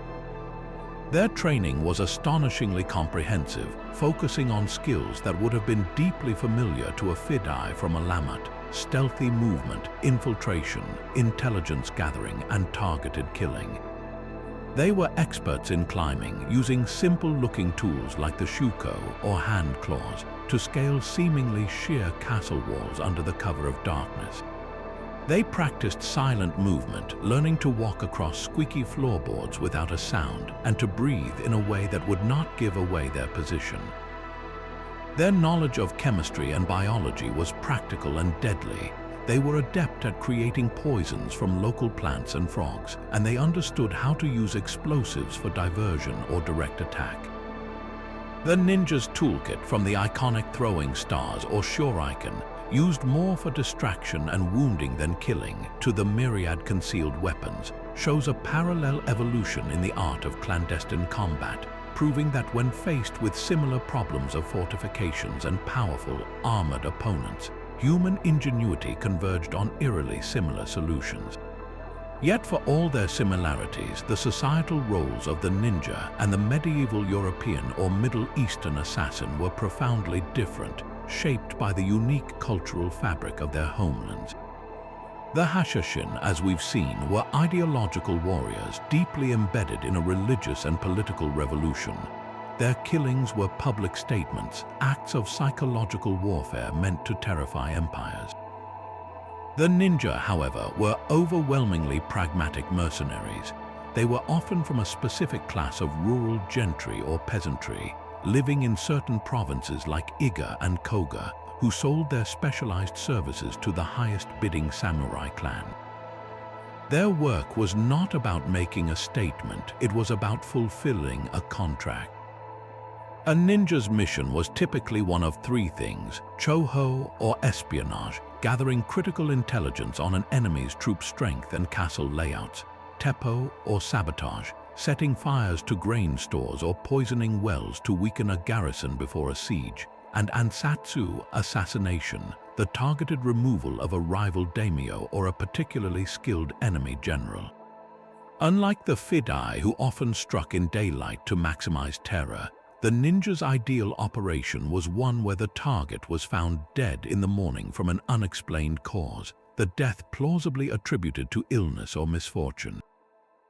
Their success was measured not in the shockwave it sent through a kingdom, but in the quiet, strategic advantage it gave their employer. This distinction highlights a crucial point. The concept of the political assassin was universal, but its expression was meticulously tailored to the specific social, political, and cultural rules of the society that spawned it. In Japan's rigidly hierarchical and honor-bound culture, the ninja existed in a strange, amoral space, simultaneously despised for their underhanded methods and absolutely essential to the warlords who relied on them to win wars without ever stepping onto a battlefield. This pattern of clandestine elimination extends far beyond the well-documented cases of the shinobi and the Hashashin, appearing in various forms across the globe. In ancient India, the political treatise known as the Arthashastra, written by the sage Kautilya in the 4th century BCE, dedicates entire chapters to the use of secret agents and covert assassination. This text, a ruthless guide to statecraft, discusses the systematic use of poisoners, disguised ascetics, and even female agents to neutralize threats to the king. It outlines methods for poisoning food, water, and even the incense in an enemy's chamber, demonstrating a sophisticated and chillingly systematic approach to state-sanctioned murder that predates the medieval period by nearly 1,000 years. Moving to the other side of the world, among the indigenous peoples of North America, there are accounts of specialized warriors within certain tribes whose role was not to fight in open skirmishes, but to conduct stealthy raids with the specific purpose of killing enemy leaders. Using their profound knowledge of the land and their ability to move unseen, these operatives would infiltrate enemy camps to eliminate a chief or a celebrated warrior, thereby demoralizing the tribe and crippling its leadership in a single stroke. These examples, from the philosophical ruthlessness of ancient India to the tactical warfare of the Americas, reveal a simple, sobering truth. Whenever human societies have organized into complex political structures with concentrated power, there has always arisen a corresponding need for those who are willing to breach those structures and remove that power with a silent, decisive strike. The methods might vary: the poisoned cup, the hidden dagger, the silent arrow from a forest canopy, but the underlying principle remains a constant in human history. It is the ultimate testament to the fact that the political assassin, in all their various guises, is not an anomaly of a particular culture or era, but a recurring and darkly pragmatic solution to the perennial problem of entrenched power. So as we've journeyed from the mountain fortresses of the Hashashin to the torchlit corridors of European castles, a clearer picture comes into focus, one that separates the gritty reality from the romanticized myth. The medieval assassin was not a supernatural specter but a deeply human phenomenon, an intricate blend of patient strategist, master of disguise, and ruthless pragmatist, forged in the crucible of a violent and uncertain age. They were the scalpel in a world that often relied on the broadsword, proving that immense political change could be driven not by the clash of massed armies, but by the precise application of fear, betrayal, and a single, well-placed blade. Their methods were as diverse as their motivations, from the religious fervor of the fidei who saw martyrdom as his reward, to the cold-eyed mercenary motivated by a purse of silver, to the nobleman enacting a personal vendetta disguised as tyrannicide. Each figure, whether operating within a disciplined brotherhood or as a lone wolf, understood one fundamental truth: in the high-stakes game of medieval power, the most dangerous enemy was often the one you never saw coming. Their legacy is written not merely in the chronicles of specific killings, but in the very architecture of power they helped to shape. The pervasive fear they inspired led to higher castle walls, more intricate security protocols, and the isolating rituals of royalty that distanced rulers from their subjects. It forced a constant, gnawing paranoia into the hearts of the powerful, a reminder that no amount of wealth or guards could provide absolute safety from a sufficiently determined and patient individual. This psychological impact was in many ways their most enduring weapon. By demonstrating that a throne could be toppled from the shadows, they imposed a chilling check on authority, a grim form of accountability in an era with few other restraints. The stories of these operatives, from the very real political earthquakes caused by the death of Conrad of Montferrat to the legendary prowess of the ninja in feudal Japan, reveal a universal theme.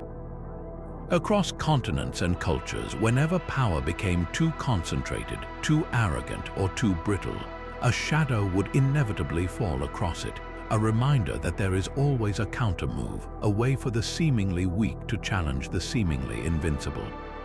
Our enduring fascination with these figures, then, speaks to something deep within us.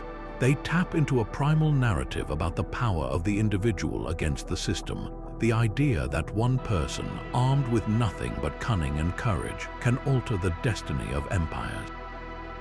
In a world that often feels overwhelmingly complex and governed by impersonal forces, the assassin represents the terrifying and thrilling possibility that history can pivot on a single, silent decision. They are the ultimate wild card, the embodiment of chaos theory in a world of chivalric codes and divine right. We are captivated not necessarily by the act of killing itself, but by the audacity, the sheer human will required to stare into the heart of a mighty institution and believe it can be felled by one hand. They represent the ultimate question of agency, forcing us to wonder how much of history is shaped by vast, impersonal currents, and how much hangs on the choices of a lone individual waiting in the shadows of a castle corridor. These stories compel us because they explore the boundaries of loyalty, faith, and sacrifice, asking what a person is truly willing to do and to become for a cause they believe in. Now we want to hear from you. Which of these shadowy figures or unsolved historical mysteries fascinates you the most? Was it the disciplined fervor of the Hashashin, the personal vengeance of the Black Knight of Lorne, or the enduring enigma of the princes in the tower? Share your thoughts in the comments below, and if you enjoyed this journey into the secret lives of medieval assassins, be sure to subscribe for more deep dives into the hidden corners of history.